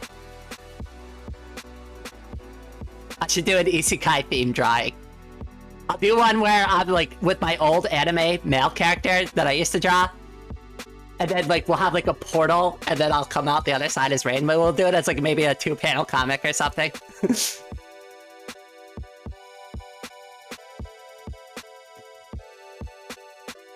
Oh, when you play with us later, where do you want to live? Oh, well, I just set up a house. I'm probably realistically going to set up several small bases near other people's bases, just so I can kind of move around and play with other people.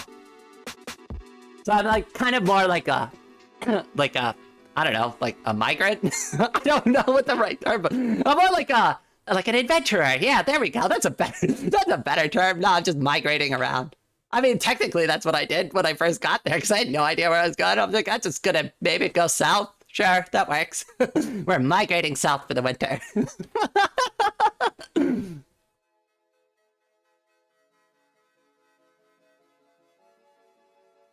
Cool qualia to have afterwards. Permulator. Oh, I mean, I have a free room. Oh, okay. If you have a guest bedroom, I'd absolutely take you up on that offer. Go west. West? I thought you said east.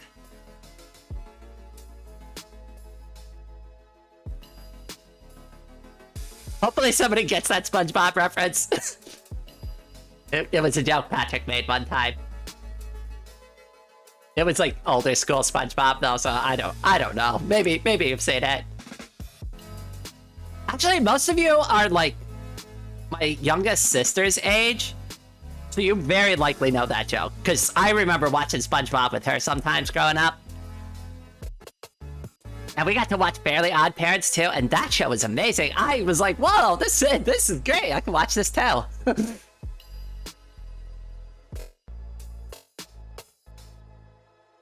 Oh, hello, Lily. Welcome to the stream. Hopefully I said your name correctly. Raccoon needs cat ears? Nah. Yeah. I can't even pronounce things correctly anymore. Oh, goodness. Maybe I am getting too eepy.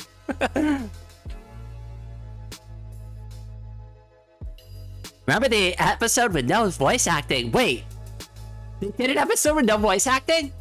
No, I don't recall that, but now I'm gonna have to go look it up. Maybe that'll be the thing I fall asleep to later. It was bothering me, the term is nomadic. There we go. We landed on the right word eventually. Listen, I scuffed the shit out of everything. If you think I was gonna pick the right word on the first try. That was wishful thinking on your part.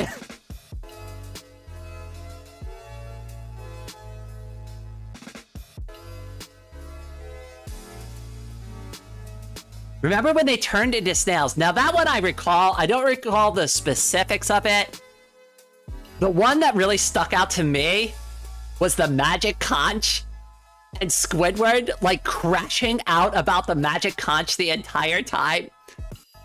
That was a great episode of like, just like having like a positive mental attitude in a bad situation, like really does change everything. And yeah, it was stupid that they were like following the advice of the conch, but the overall like moral of that episode was don't panic, don't freak out, sit in one spot, and everything will be fine, right?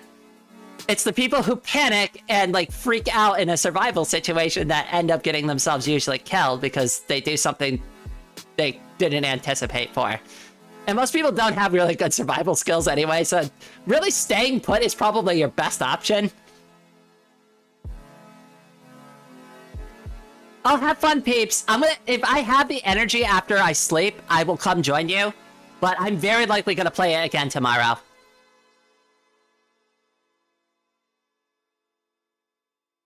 To be clear, it's because I was in college by the time SpongeBob aired.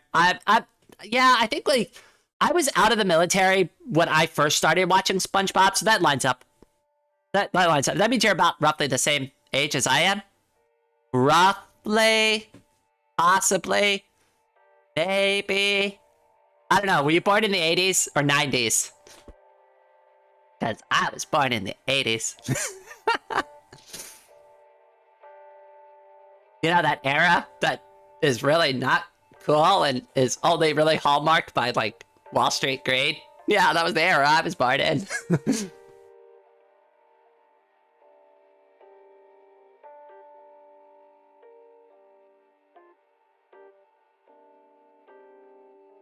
Oh, Sharky, welcome to the stream! I hope you're doing well. I'm just the year minus 2K. I like the way you phrase that. I feel young as hell right now. I've seen, like, almost no SpongeBob. Go ahead, hang on to that feeling. Cherish it, I promise you, because one day your favorite things that you're like, wow, this is so cool. One day somebody's gonna come into your live stream and be like, wow, you played that game? That's ancient. I remember the first time I told somebody on live stream and I was like, oh, Zenoob, thank you so much. You serve all purpose, you deserve everything. You should love yourself now and get yourself some oxygen because you deserve it. High value human. Aw, thank you so much, Zenoob. Everybody, head pats in the chat for the super head pat. Super head pats deserve head pats.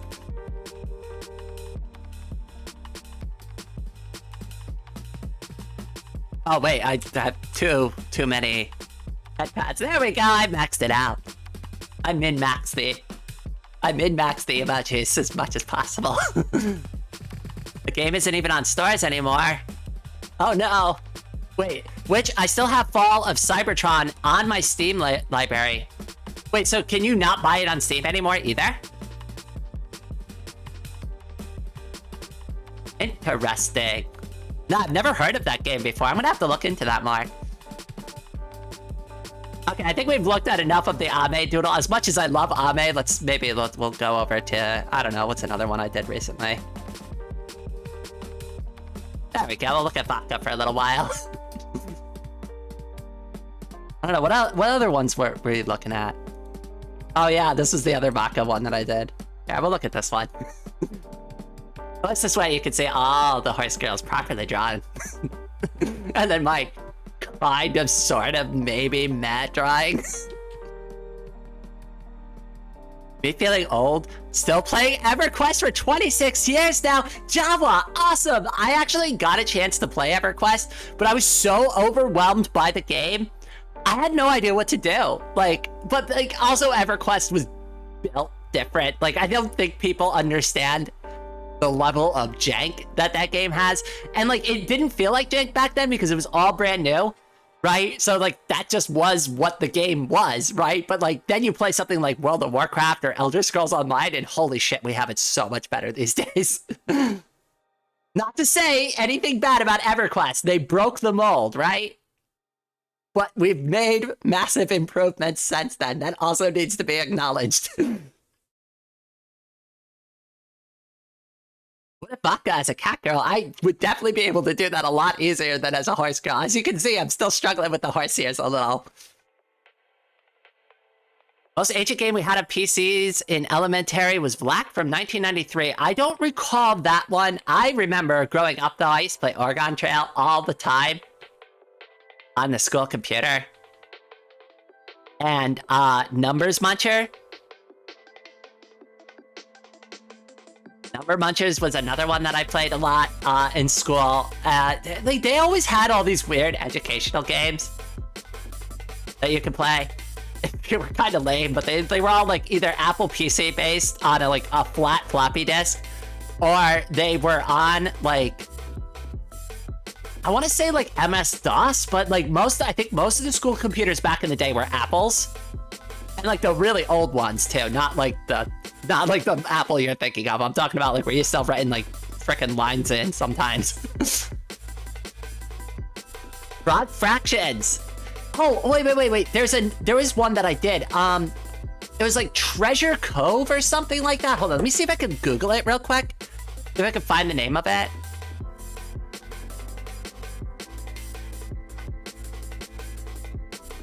I think it was called Treasure Cove. Educational CD-ROM game. Hopefully that's enough search terms to get me what I was looking for. Images. It is. It was called Treasure Cove. It was. Okay. All right. Hold on. Wait. This one I actually owned at home, and it was a purchase made by my mom. She bought it for us, for me and my sister. Where is it? There it is. That's the game. Treasure Cove.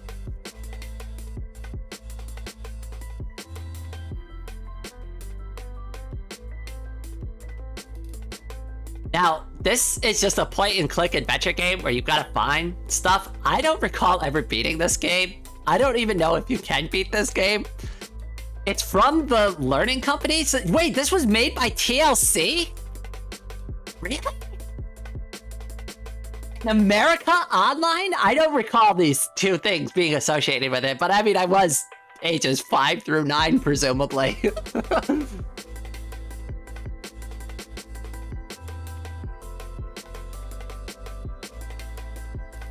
It had like 10-year-old Win95. Yep, that's what I played it on. I played it on Windows 95.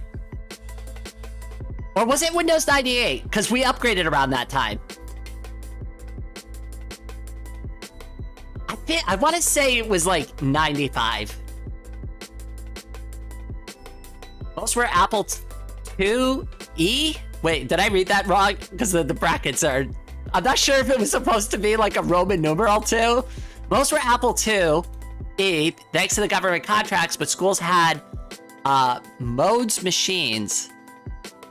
I'm not familiar with modes machines. When I got into high school, though, they had all switched over to Windows at that point. We used to have computer lab, and you know what I used to do in computer lab? I set up my MySpace profile.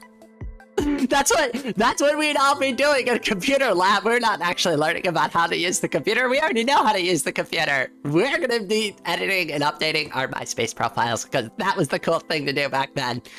And now you gotta inject all that custom HTML, which certainly never, ever was a problem, ever. Because it's totally safe to let your users embed code into your website. But that was what made MySpace fun. It wasn't just like a social media profile page. It was like almost like your website.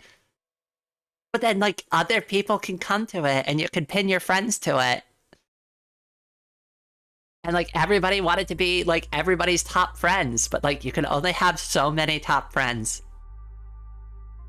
I don't even remember who my top friends were. Honestly, it's been so long. MySpace, yeah.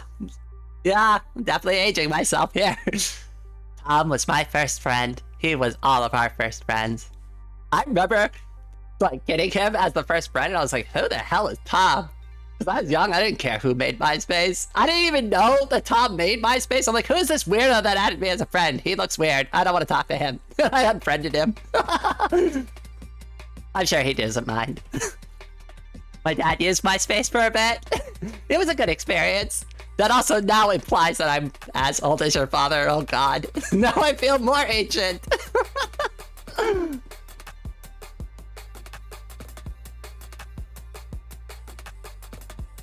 Unfortunately, I have to go now. Oh, Hesitate, it was good to have you here. Sorry, I'm not been on chat as much, but of course, I always enjoy when you're around. You have a wonderful day. It was old when this world was young. I joke with people. I'm immortal. I've been around forever. I will always stay 20 years old till the end of time. Nobody question it. MySpace in 2025 be like, not MySpace anymore. Honestly, you know what they need to do? They need to fork the MySpace, like, idea and turn it into, like, a Fediverse software. And then you could just launch your own, like, MySpace, like, themed Fediverse thing. And, like, then you don't need a bunch of people to join MySpace because you could just federate it. Forever 21. Oh, I gotta. All right, that's it. I'm sticking with that one. Ice Fragment, you win. Hands down. Anybody else who had any suggestions? Sorry, pack it up, go home. That takes the cake. I don't want to be 18 forever, but 21, but forever 21. Yes, absolutely. You know, my mom, she told me, though, she was 18 years old when they changed the drinking age in America from 18 to 21, and she was so pissed because she went to the bar that night, and after midnight, they couldn't legally sell her alcohol anymore. And she's so mad because she's like, really? I'm gonna wait a couple more years now? And the bartenders are all like, yeah, sorry, we can't sell you alcohol anymore. It's illegal. Why 21? Honestly, that's probably a good move. I don't exactly know why, but Americans have a bad history and reputation with alcohol. Like, I know we dunk on other countries like Ireland and Scotland and Russia all the time about their drinking habits, but just look up the reasons that went into the prohibition, like the US prohibition, and how bad the alcohol problem was in America at that time. It was legitimately bad. So for people who don't, like, really understand, like, what happened during Prohibition, why are we still looking at Treasure Island? Hold on. Holy shit. Let me change this real quick. Let's go back to something actually good looking. Yeah, we'll go back to vodka. Can't go wrong with vodka. Wait, what the hell was I just saying? Oh, shit. I lost my complete train of thought. Oh, god damn it. Oh, well. That's the insomnia wearing down on my brain. Well, it was also that whole PR thing. Oh, there's a lot of us again. Okay, yeah, so the prohibition, right? So at the time, so like what ended up like really, I'm gonna like obviously skip a lot of details here, but just to really summarize it, what ended up happening was like the invention of liquor. And farmers and regular folks went from drinking grog and cider and beer to like just straight up whiskey and vodka all the time. And that is what became a problem because they drank it like they were drinking the grog and the beer and the wine, right? But like whiskey is a higher ABV. And it like there were like a lot of unhealthy aspects about drinking culture in the US at the time. I don't think prohibition was the right move. Prohibition's probably never the right move. But yeah, we could have definitely handled that better. But there also was at least a legit issue with people drinking too much in the United States.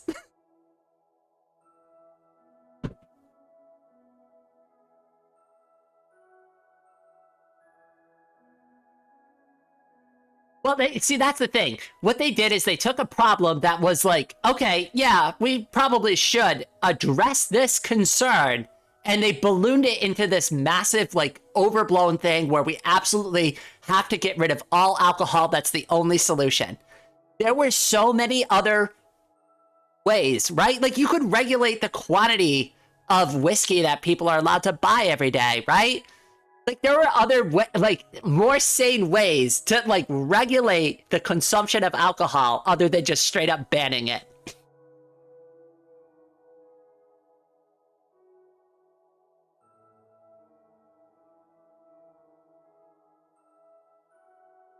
Prohibition, basically what was happening now in the U.S., a minority of... Oh, wait, I think did I read that one right? A minority of politically active people oppressing the not politically active majority for religious and cultural reasons. Unfortunately, I don't want to wade too much into politics. Unfortunately, that's also not a new thing in politics. Leading up to the Civil War, we had the most divisive Congress ever. Right? Like, I mean, at one point, senators were beating each other with canes. Like, I mean, this is not a new issue for us.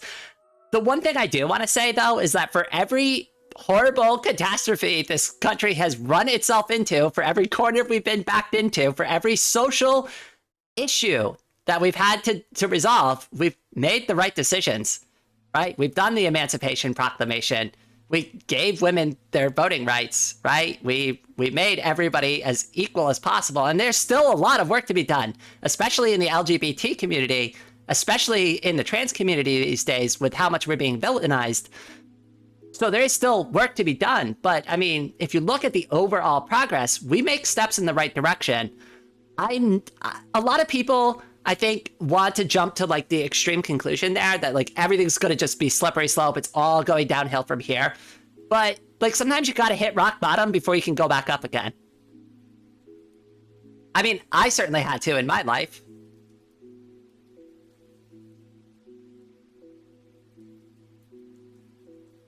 No, they're drinking straight up ethanol as well.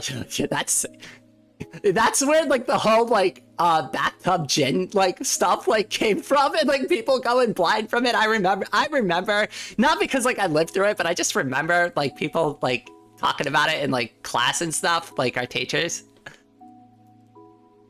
I'm so distracted. All the Umas are looking into the distance except for Vodka and Scarlet looking at each other, and I can't with this epic game. I know.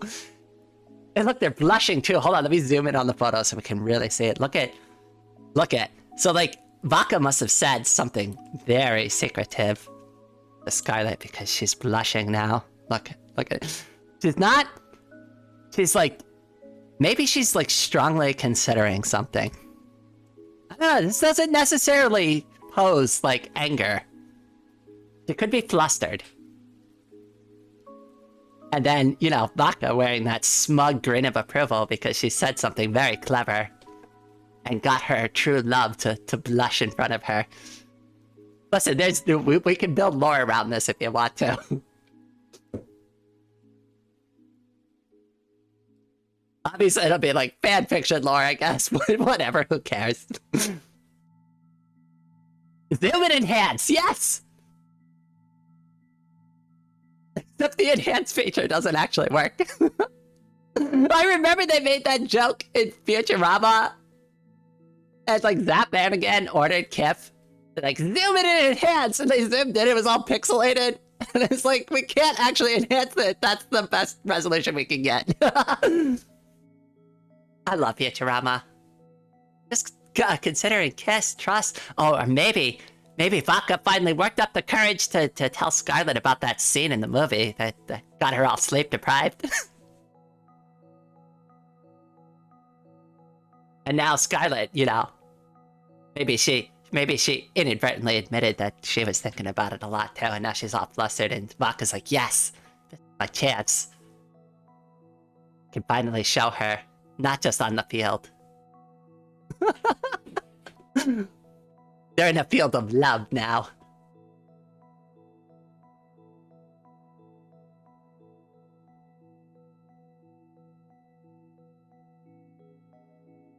I mean, there's give and take there, Thomas.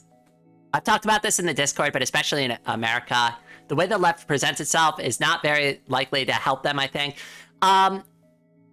You're not 100% wrong, but like that is also can be true about a lot of groups. there are things that I wish we did better without like getting into like specific political topics. There's always room for improvement. There are things I wish we did better. I wish our messaging was a little bit more aligned sometimes. And I also wish, and this has actually been a huge problem for me personally, because I'm a content creator, there is a lot of infighting in the LGBT community. And I cannot tell you the number of times that somebody has tried to drag me into their personal drama or use me as a meat shield or in some other way abuse my social media platform for their own benefit. And I don't like that. I'm not here to cause drama with anybody. I don't want fights with anybody. Why do you invite a YouTuber to your drama anyways, right? Like, what do you think I'm gonna do? Make a YouTube video about it? I don't care about you and your stupid fight. And like, my subscribers aren't gonna care about it either. And the ones that like do care about it, I probably don't want them like necessarily associated with my community. Like, is that the quality of people I want? Is like here for drama? I don't want to become a drama YouTuber. That's stupid. And like Fediverse drama, who cares about that, right? Like, come on now.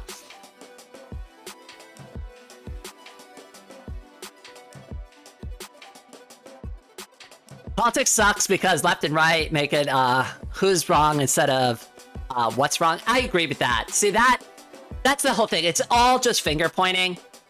And sometimes the left points the fingers correctly and sometimes they don't. And there's definitely room for improvement on a lot of levels. But I don't want to I obviously don't want to talk crap about it either, because like what we're doing is very important work. So like that can't stop either.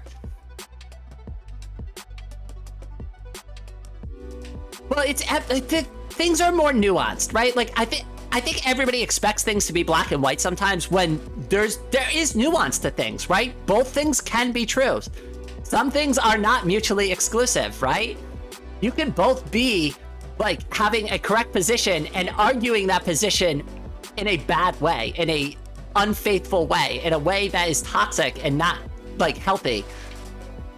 So like, you know what I mean? Like, it's nuanced, right? Like there is room for improvement there. So I don't want to disagree, but again, I'm being careful not to specifically bring up any specific topics because I don't like talking about politics. I'm fine talking about politics broadly, but when it gets into certain topics, the only ones I'll cover on the channel are like military related. So you'll notice that the only politics video I've ever done on this channel was when Donald Trump rescinded the trans rights for the service members. That is the video I covered because that's relevant to me. I used to be in the Marine Corps. I used to serve in the US military. So that's specifically relevant to me, and I wanted to discuss that topic because of those reasons. Baka! Oh my goodness. Hey, that YouTube short that I did about that Sid did really well. Got 1,500 views. I was kind of surprised. What about theater drama? See, that's the kind of drama I like. But we didn't call it drama here, right? Well, we have drama club, right? That's what we would call it, right? We would call it drama club, not drama. We would call it drama club, but we just called it theater.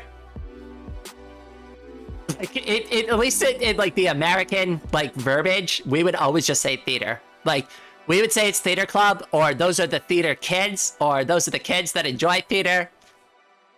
And yeah, that's at least how it was when I went to school. Yeah, the political infighting among progressives is the biggest issue. Since, as we've seen with Trump, even if a lot of conservatives hate him, they'll still vote for him anyways because they get in line. I mean, that mostly is because of the baby boomers, too. Something to keep in mind there. A generation that also is not particularly long for this world.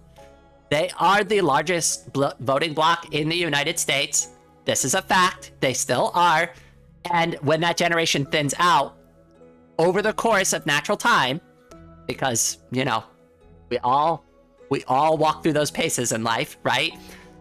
The millennials will eventually take that voting bloc over. And that's why I'm hopeful things will change. But the baby boomers have screwed the millennials, they've screwed Gen Z. If you want to blame anybody, like if you want to look at one group of people that has been outrageously selfish and bad for this country, it was the baby boomer generation. It was all, give me its mine mentality. And just like, think about like the way they would phrase things too. Like, pick yourself up by your bootstraps and like stupid crap like that. And then they would hand us like participation trophies. And then like when we were adults, they made fun of us for the trophies that they gave us. I mean, I didn't want a participation trophy. I didn't even want to run in a stupid event to begin with. Like I could have lived my whole life without a stupid ribbon that said I participated. Dumb shit. It's like that behavior is the part of the reason why we are where we are. Like you can't ignore that factor either. So I get it. It seems bad, but like over the course of natural time, things will change. That is what I'm hopeful for.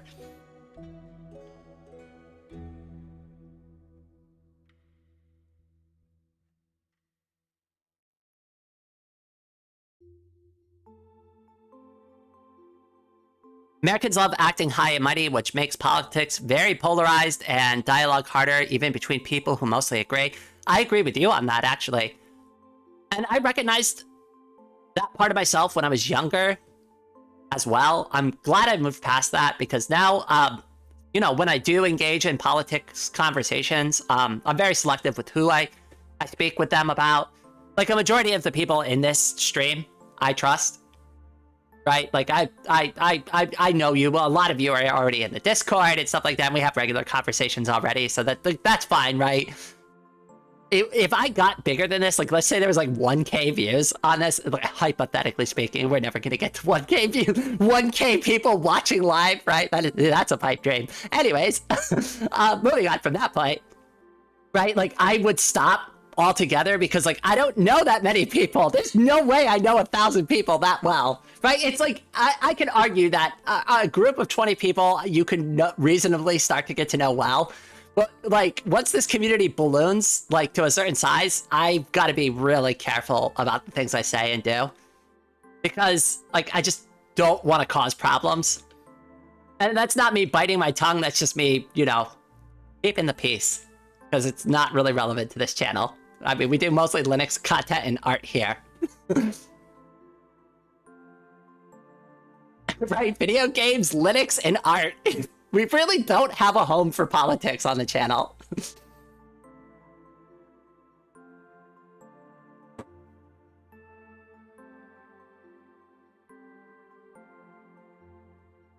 When you're below the limit, your species thrives and multiplies. When it goes above it, suffers, and the population drops. A constant up and down of suffering and prosperity, humans included. It's been true. There's been several mass extinctions on this planet. There have been completely almost foreign, like we would almost consider them alien-like creatures that have once lived on this planet. And they're not here anymore. I mean, it sucks, but it is what it is. And like, if you really want to get scientific about it, just you really want to think about like the inevitability of everything. A lot of people forget that eventually the sun is going to balloon into like a red giant and there is not going to be a planet Earth anymore. Now that future is very far off into the distance. And I understand a lot of people would look at that and be like, that's really sad. Like, what's the point of anything? And like, for me, actually, I find that thought to be actually very freeing because I can't recall his name off the top of my head, but there was like some educational programming I watched in school. And one of the programs we watched that they would put on in the science class, one of the people on the show was like, we're all made of star stuff. And that really stuck with me because it's true. That's like the basis of all life was formed from carbon, and that's generally like what stars exude. Like iron, copper, like all of those like materials that we very much need to even be functional living creatures, not to mention just like make things with, right? Like we have iron in our bloodstream. So like we need those things. So we are made of star stuff. And I think it's kind of fitting that, you know, from the thing that we were made from, we eventually rejoin back to. It's like coming full circle on it. And for me, I find that to be beautiful. I know some people probably won't agree with that. I'd be like, that sounds terrible. That sounds awful. But like, I don't know. I think it's a fitting full circle. We went back from whence we came. Right? Like, can you ask for a better ending than that?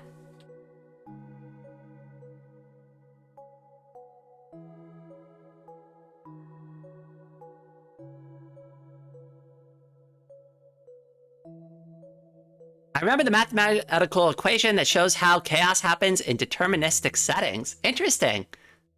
I'd be interested to read or watch more content around that. I'm not going to sit here and pretend I know physics at a deep level. At best, I'd call myself a physics aficionado. Like, I take an interest in the content, but I'm not going to sit here and pretend I understand, like, higher level physics. I'm just, like, intrigued by it. For iron to exist, the star must die. That is true. Yes, actually, that's the reason it's supernovas. Now that you see, the timing was perfect too, because it's like, I'm not a physics expert. Oh yeah, so stars supernova when the core becomes solid iron because it can't be compressed any further. Oh, silly me. They just forget some of the most fundamental laws of physics. I mean, I don't deny that the world we know is gonna end someday, but how do people know that the red giant stuff is gonna happen for sure? I mean, it's just based on observations. Honestly, we don't know for sure, and we don't even really know when for sure it will happen, right? I mean, there's a lot of things that could happen. I mean, we could sit here all day talking about all the crazy, wild things. You want to talk about a gamma ray burst that'd instantaneously end all life on the planet within seconds. And then we could be shot from that. We would never know, we'd never see it coming, and that would just be a mass extinction event, right? There's a lot of possibilities here. We could get hit by another comet. Or we could realize that there are no other species in the universe, and we are the child race of the universe, and our job is to become all the new species of the universe. Who knows? Maybe we're supposed to be the aliens. Maybe it's our job to spread life around the universe. Maybe that was the point of everything. Who knows? There's a lot of endings, and unfortunately, I will see none of them. And I don't think anybody here is going to see one of them either, because I have a feeling our lives will mostly be pretty good. I know the world is bad, and there's a lot of bad things going on right now, but I have faith in the overall humanity still. And the proof is all the people I meet through the channel. I mean, just look at how many wonderful people are here. Look at the community we've built together, right? That gives me faith in humanity. Well, I didn't realize we were going to get so deep and political. Well, I guess that's what happened. It's when Rain doesn't sleep for more than 24 hours straight. At least I don't crash out and start crying on live stream or anything.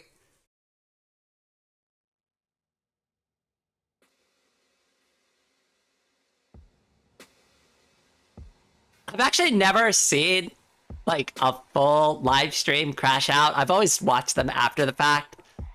I've always wondered, like, when those things happen, because like you don't see the chats in those videos. I wonder if people in the chat are trying to like help that content creator, or if they're just egging them on to like crash out harder. I'd imagine that they're probably egging that person on, which is kind of bad. I mean, it's not just kind of bad, it's really bad. If somebody's suffering, you shouldn't like play into their poor mental health state for entertainment. That's just torture, in my opinion. Like, that person might not even be cognizant that streaming right now is probably a poor decision. We make a lot of poor decisions when we're distressed. Distressed and impaired is like the two worst conditions for humans to make decisions on anything.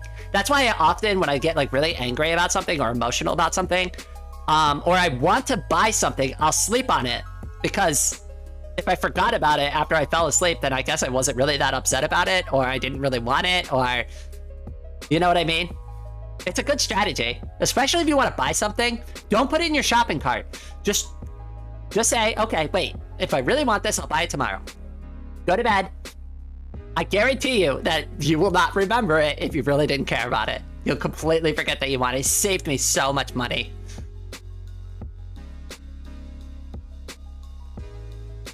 Real still struggle to self-regulate. Oh, Rain Raven! Welcome! Oh, we've got another Raven here! And she has the last name Raven, too. I wish Dark Raven was here right now, too. We got Rain Raven and Dark Raven, and we've got Rain, me.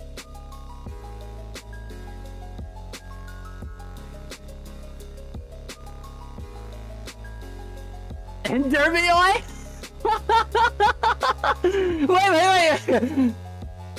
wait. Wait. Animation Derby 01. That's actually what it says. It's make debut. Now it's Ion Derby 01. Oh, it's the on and off switch for the Ion Derby. It's an IO switch.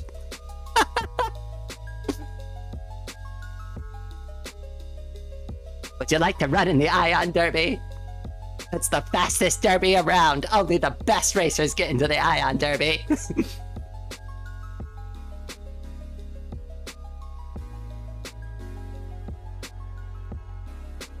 I do believe a lot of scientific stuff is just guesses. Specifically stuff we don't know about. Dinosaurs, for example, or the entire workings of the cosmos. A lot of it is what I would say educational guesses. But they are, like, actually educational guesses. So they are taking the information that they do have and extrapolating. That, I will agree that not everything that we take as, like, the representation for the dinosaurs might not be 100% accurate, right? Like, that's well outside of our control. To your point, Paragon, the other thing that I want to bring up is that our systems for measurement, like, I understand that we have really good tools for measurement, but a thing that, like, often doesn't get brought up enough in conversation is we made those tools. Every tool that we use to measure is based on human understandings, human observations, and is just made up so that humans can take a measurement and write a number down about that associated thing.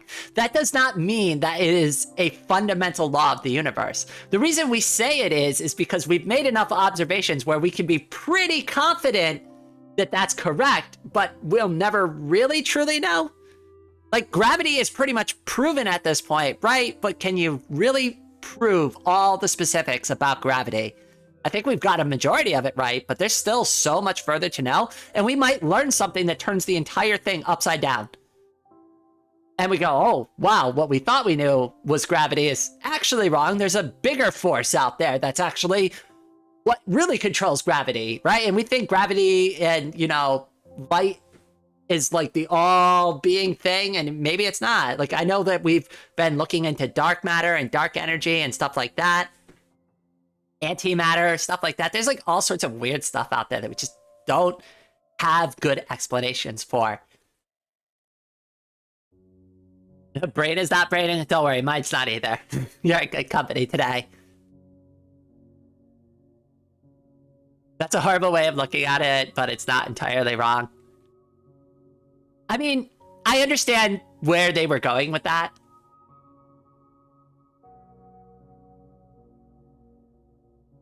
I mean, if you think about it, right? Like, I mean, we made, like I said, we made up all the tools. We make them all up. Everything we use and we believe in is all just made up so that we can explain things that we don't really understand.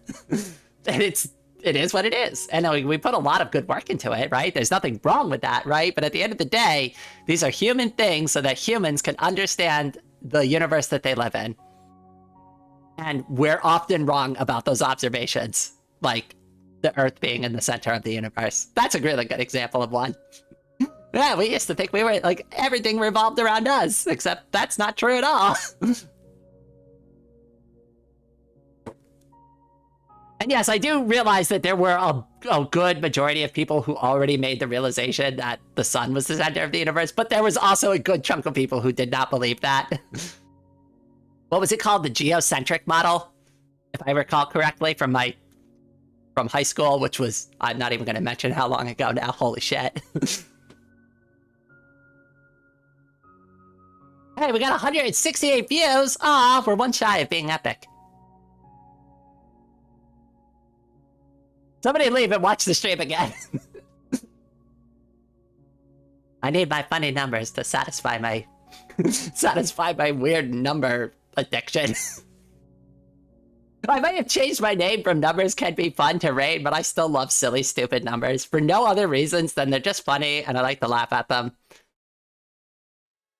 Yes, it's slightly immature, but who cares?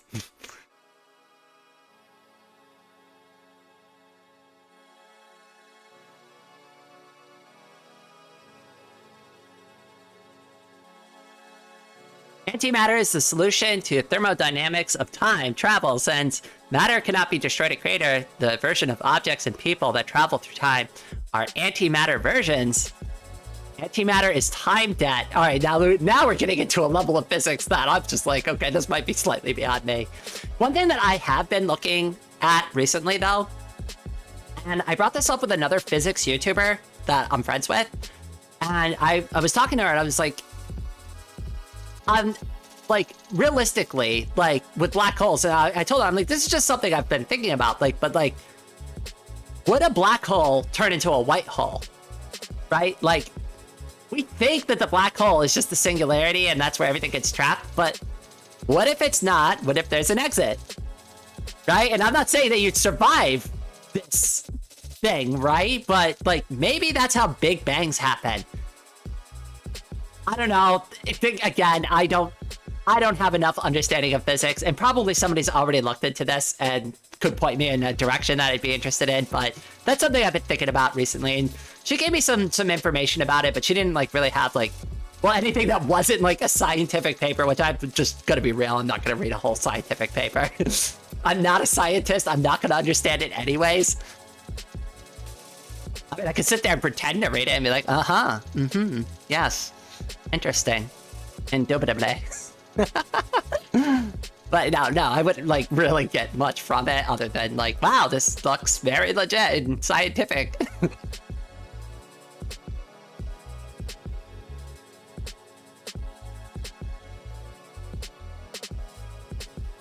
If it lives long enough, the matter of the black hole is compressed, will escape as a superheated quasar.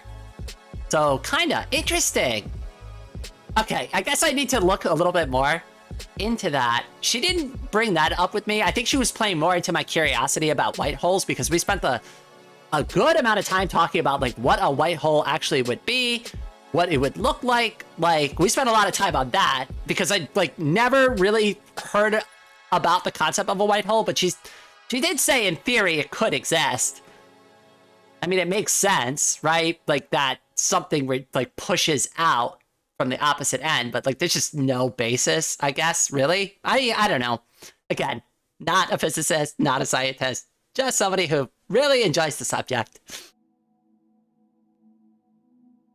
I mean, if my partner yapped about it, oh my goodness, if I had, like, a partner that, like, was, like, a physicist and they would just info dump about it, I'd love that. I'd be like, yes, please talk to me for as long as you'd like. I'm literally all ears right now. Holy smokes, did I do the full 2-hour live stream? Just a quick chat today. Come say hi before I go. Yeah, we did the full 2 hours. Holy smokes. Seriously? I didn't think I had it in me. Yeah, time flies when we're having fun, right?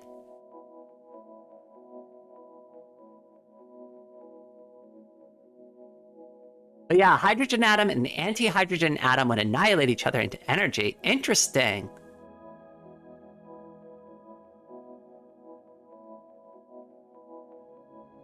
You must have started early. I just got to work. Yeah, I did, because I didn't sleep last night. So I ended up staying up all night. I've been up since, like, 4 the day before. So, like, I didn't even, like, my plan was to stream for half an hour. But you all put me in such a good mood that I was able to stick out the full 2-hour live stream.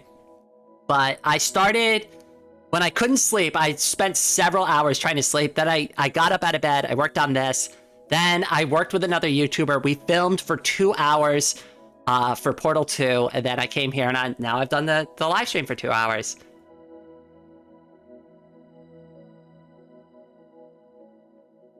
I feel it's important to remember that for all of our advancements, we're just another mortal life form. Our mortal bodies have limits, and surely there are a lot of things beyond our ability to perceive. So the one point I will say that that relates to like my accident and things like that is I didn't want to say that I felt like invincible, but like, you know how things aren't real until they become real? It's a huge wake-up call. Like when you're faced... All right, so like, the best way I can explain this is just like with how I used to be as a person, like before and after. When you come face to face with your own mortality and you realize that could have been an extremely real circumstance, but you happen to survive it.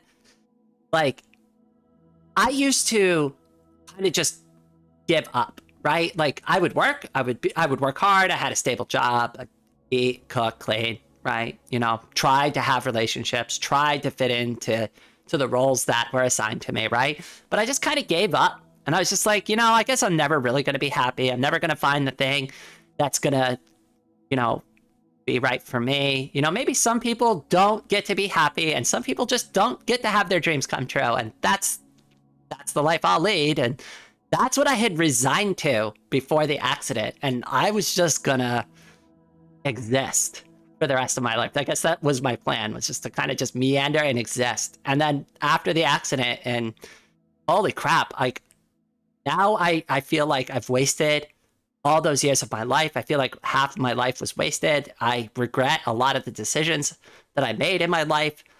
I realize now that I do have dreams. I do have a purpose. I do want to be happy. I do. I really want to get to that place where I'm healthy and happy at least once in my life. Like, yes, the channel's great, and, you know, seeing it become like a huge thing someday would be really awesome. But like the most important thing for me is that I find my way to happiness before I hit the end of my lifespan again. That's the real goal. And like to get out there and to share like the things with the world and like have real friends and make those real true connections.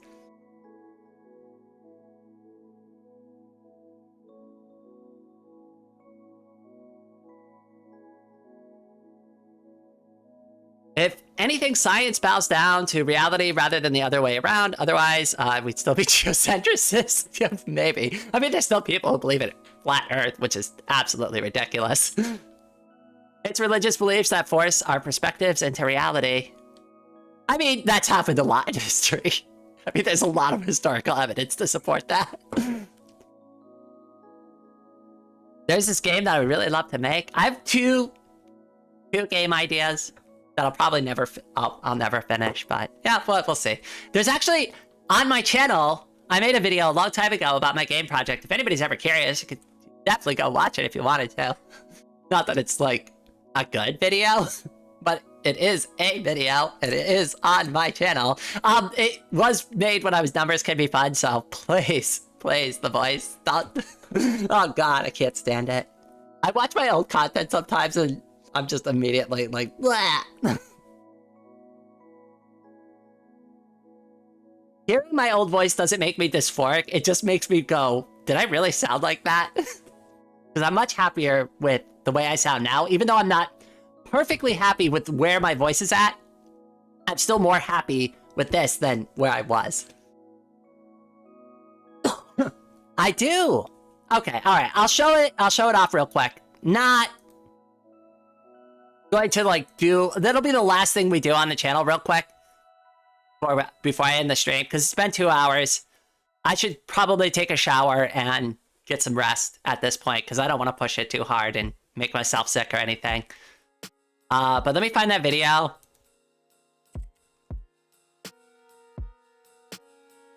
There it is. So let me grab that link, put it here. And let me... Where's my OBS? There it is. So here's a link to the video. Hold on, let me switch over to Firefox real quick. And here is the video specifically. Let me kill the music real quick. I'll play a couple of, I'll play like a minute or two of it, but I'm not gonna, watch. It's a hour-long video. We're not watching the whole thing. Greetings, everyone. My name is Numbers Can Be Fun, and God. today we're going to be taking a look at one of my own projects. This is a game project that I've been working on in SRPG Studio. I've been working on this for quite a bit of time. I've been only doing it in my spare time, which unfortunately isn't a lot these days. But I finally, after a couple of months, have got this software up and running on my computer again. And thankfully, I didn't really lose anything. All of the progress I've made on the game so far still seems to be intact.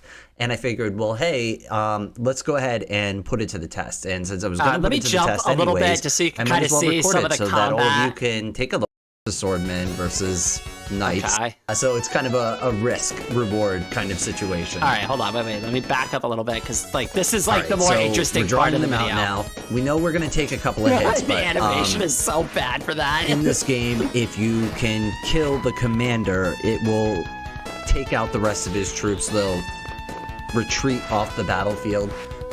So taking out the commander is what you want to do, but anyways, it's an hour of me kind of just going over the whole project. If you really want to watch it, there was a little snippet of it for you. It's not a great video. I was still kind of trying to figure out what I was doing with YouTube back then.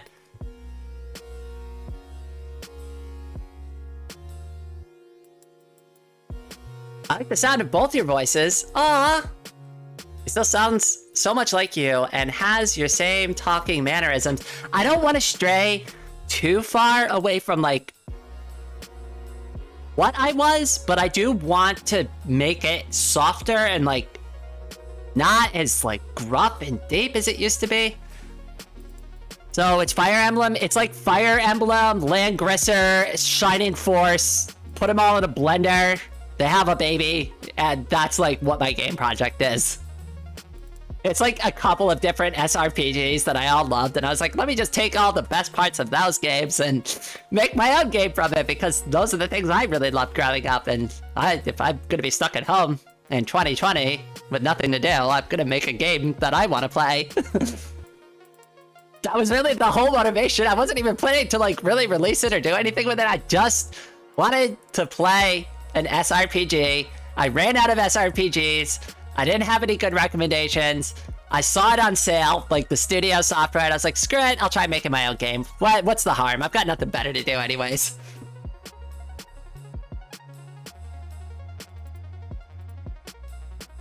She sounds like you, but with less aura.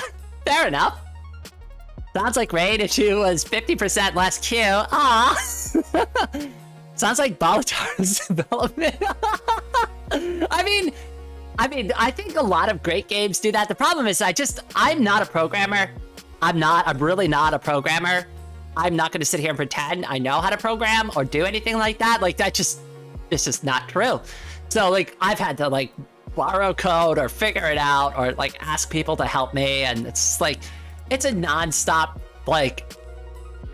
basically I just take long breaks from it and then I'll randomly get motivated to work on it. I'll finish a level but I can't even release the software right now because it's so janky.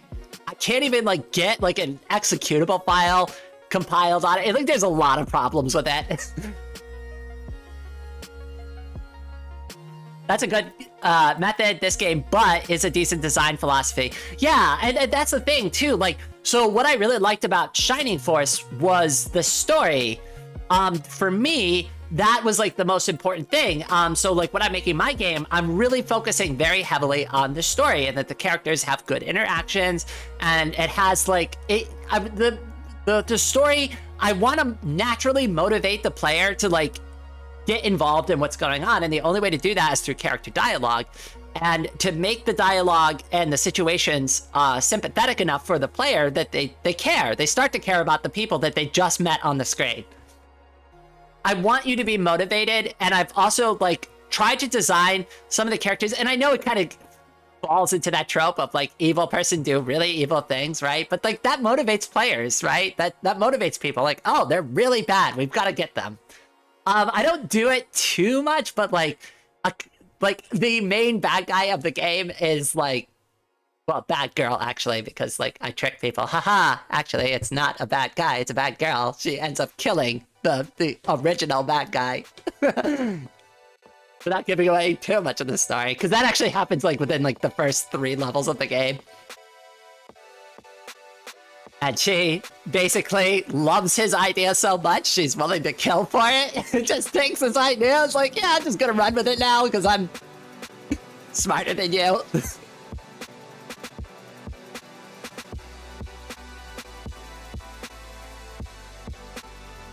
The entire premise of the game, though, is it's about a civil war that's about to break out in their kingdom because the king died and there's no heir to the throne, so all the lords are fighting over who's gonna succeed.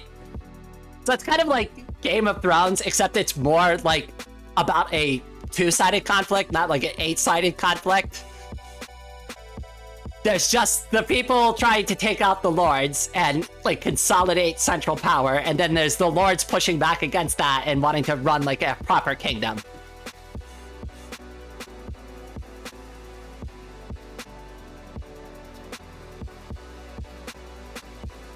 Most programmers don't know what they're doing. It's just trial and error. Hey, that's how I do my art. I have no idea what I'm doing. I've never taken an art lesson or gone to art school or done any of that crap.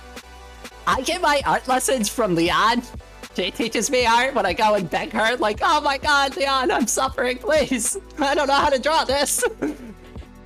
I did that for vector art too, and I'm like, Leon, can we sit down and just please go over the basics of vector art with me? Because I'm struggling with this. And you would think, like, well, one of the first things that she criticized me on, she's like, are you using a ruler? And I'm like, no. And she's like, you know, you could just use a ruler to draw straight lines. And I'm like, well, isn't that cheating? And she's like, no, why would you think that's cheating? And I'm like, I don't know, I'm an artist. I should be able to draw a straight line, right? Like, I thought that was like a fundamental part of it. But that's also like the bad part about being self-taught is I've come up with these weird set of rules in my head about like what is cheating and what is not cheating. To the point where, like, I joke with other artists about that. They'll go to use something, I'll be like, that's cheating. Are you using that stabilizer mode in Krita? That kind of seems like a cheating. No, I'm just kidding. I use it too, right? Like, I mean, come on. It's a tool. It's there. I'm here. It helps, right? Like, it's fine.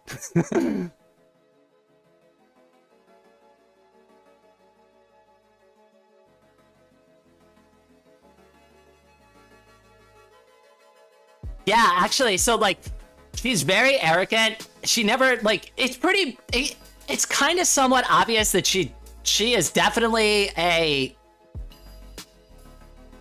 it's not super obvious, but, like, you can tell from the beginning of the game, just based on that character's demeanor, that she is a very serious person to contend with. She is... All right, so like there's 2 balancing factors. So we have the original bad guy. He is the general. He's the one who's came up with the plot originally.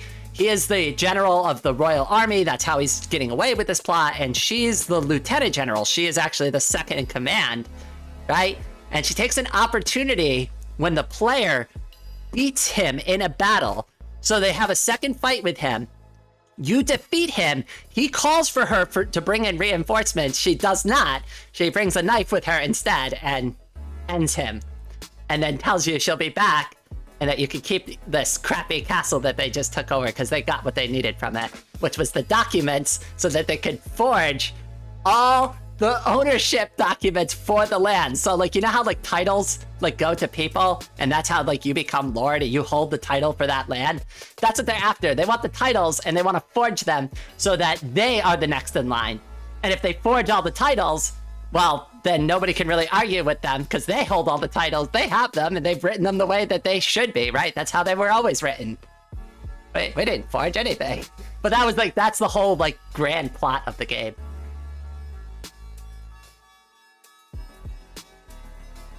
Honestly, you know what? I should do that as a stream challenge. We're gonna make it only with a straight edge roller, just because like I once came up with that joke. Basically a nerd story. Can we recruit the guy she stabbed? No, he is dead. He wouldn't join you anyways. He wants you dead because on the very first level, his plan was to go and to take out the training camps, were to get all of the people like by surprise. So the very first level is called Surprise Attack because you're not even a knight yet. You're not a commander. You're a squire. You start the game off as a squire, and your first mission in the game is to learn when to and not to engage in combat. That is the first lesson I teach you in the game. There are people you are strong enough to fight, and there are people that you really shouldn't pick a fight with because you're not the right type of unit to fight with them. That's the first one. And they send you off to go deliver a message to the Lord. And then on the second level, you end up on an embankment in the forest, and you don't know it at the time, but you meet the Lord's daughter who's on a hunting trip because she likes to shoot bows and arrows. And you pick up your first archer units that way. And each level you pick up a new commander, and I teach you new mechanics about the game and how to I put a lot of thought into like how I wanted all right, so like on the level in that video, I wanted to teach the player about bottlenecks, and that's why that main gate is a huge ass bottleneck. And it's a frustrating bottleneck to deal with too, because if you just push into that bottleneck, you thin yourself out too much, they're gonna win. You actually need to wait for them to come out of the gate and attack them there. That's the winning strategy for level 3. And that's to teach you not to push too far into the freaking castle when you're not ready to fight those like units yet. There's like strategy to the strategy game. You're not gonna just bum rush a castle and take it, right? They have the advantage. They're at the gates. You're not.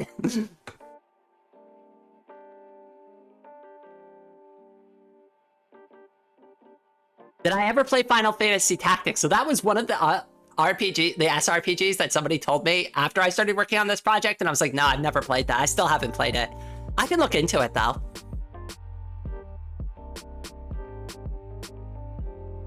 Maybe he survives, watches you fight for him again. After that, he decides to join you out of respect. He is absolutely evil. In fact, it is hinted that he has probably played a role into the king's early demise, knowing that the king has no heirs, and that he could easily use the might of the royal army to get what he wants in this situation. And since the king has been sick for a while, has already delegated a lot of authority to him as protectorate of the kingdom. I kind of thought of some of these plot holes already. I put a lot of thought into it. The last level though. The last level, I haven't developed it yet, but I already know how it's going to end. I know every level in the game. I just haven't actually put pen to paper, so to speak.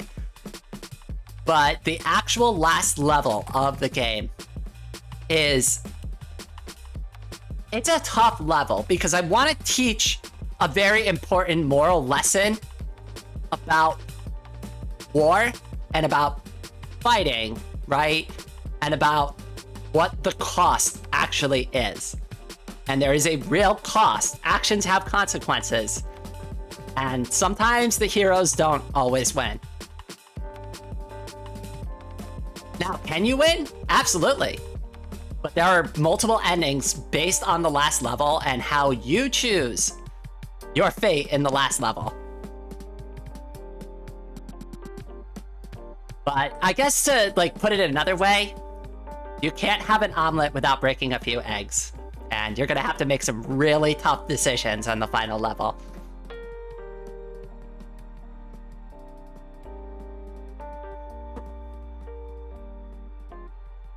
Levels in RPG sound weird. So it's... Alright, so to explain that a little bit better, each map that you move to, at the beginning of each level, there's a cutscene. Then it opens up that chapter, and the chapter of the story you're playing is each battle that you are fighting in this war. So you get a little bit of the pre-story, you get a prologue, you get the actual chapter that you play as the player, and then you get like ending dialogue at the end that kind of summarizes all the events that happen. So they're not like levels in a sense, but more like chapters of a story. If that makes more sense. Because again, this is more of a story, like it's also heavily a story game. So I wanted it specifically to be called chapters because this is very much also a story, and I'm trying to tell the story. The game mechanics are kind of not the most important thing here. The more important thing is the story. The game is not going to be revolutionary. It's going to be just like probably like a lot of other SRPGs you've played in the past. What I want to do to make it unique is just come up with like a really good story for it that's just genuinely, hopefully fun for people to read and play through. And they find the experience mildly challenging. If it takes you like 3 or 4 hours to beat this game, that's probably about right for this game project. Like, so far, each level takes about 30 minutes to an hour, depending on your skill level. Obviously, I could beat them super quickly because I made them and I know how to beat them, but from the few people who've played it, it took them about 45 minutes each to do it, so who knows? The objective survive part of the reach. So I do have 2 players that always need to survive, which is the main character and the Lord's daughter. And the reason why the Lord's daughter needs to survive every level with the main hero is because they're the 2 that push the plot forward. Now, I know this is a little bit of a spoiler, but it's not like the game is coming out within this decade or anything. But in the last level, this isn't like pointed out like bluntly to the player, but the objectives change, and in the final level it says only the Lord's daughter needs to survive, and it's something that hopefully that I can subtly slip past the player without them noticing. But yeah, the main character can perish in the last level, and I turned on permadeath for the last level. So yeah, you have to make some pretty tough choices about who your favorite heroes are and what are the best choices for that battle, because not everybody's gonna make it to the end. And that's intentional.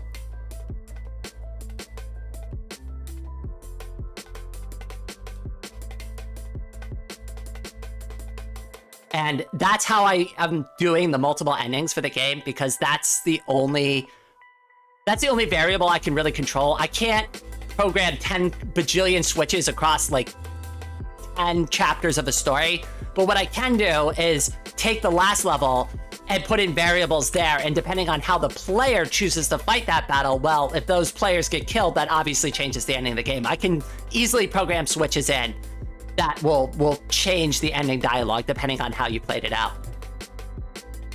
I already looked into how I was going to do it. Like I said, I just have to put pen to paper on a lot of these, and I just don't have the time. I mean, I'm always live streaming.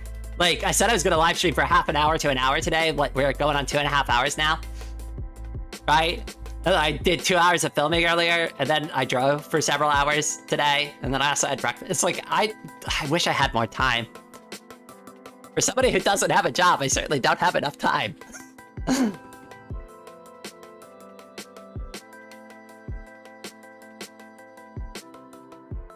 You can have RPG elements in levels. Character action games do it a lot too. I guess my game would be map-based RPG while playing it like a mix of 3D Zelda, Xenoblade, and Crisis Core. Oh, that sounds interesting.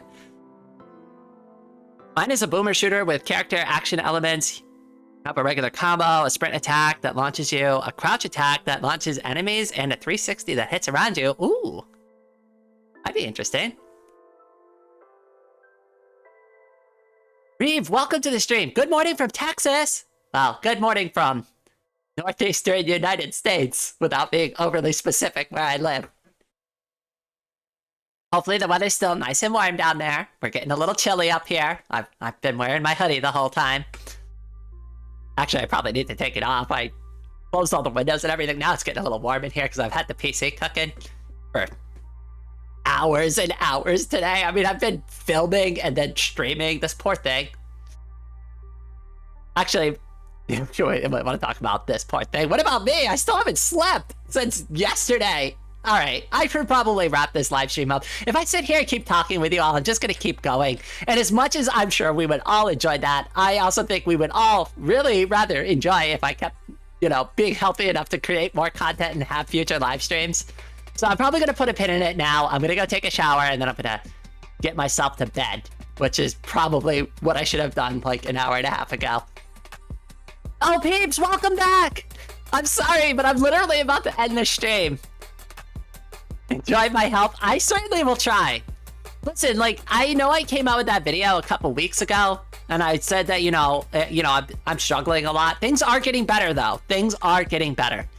It's still not easy for me. There's still a lot of things going on in my personal life and that I need to take care of. But, the wheelchair and this drawing tablet showing up as a surprise at my front door, I cannot tell you, holy smokes. Both of those things are so impactful in so many different ways. They're life-changing, both individually in their own unique ways, and together, it just... I don't have words to properly thank the community enough. I mean, I know I do that thank you thing at the end of every live stream, but now it's I don't know, I feel like I've overdone it at this point. I want to come up with something better to say that's a little bit more from the heart. I don't know. I really hope that everybody understands, though, that I really do appreciate all of these things that all of you have done for me. Nobody needs to send me gifts. Nobody needed to buy me a brand new wheelchair because I couldn't afford it, right? These are my responsibilities. But because all of you care, you took the opportunity to, help somebody that, all we've ever done is just hang out here on live stream or in the Discord. I never thought something like this would happen for me. So, when I say from the bottom of my heart to yours, I truly mean it. And I really, not just the people on this list, but everybody in this live stream chat, thank you. Thank you for being here. Thank you for being part of this community. And thank you for helping me build a better life and helping me find my way to happiness. And if I can ever try to repay that back for any of you, just let me know. Because I don't want to give up on this channel. I don't want to give up on this community. I think we've got a really good thing going here, and I never want it to stop. And I'll keep fighting for that as long as we can. All right, but with all of that out of the way, thank you all so much for joining me on this live stream. And I hope all of you out there have a wonderful day.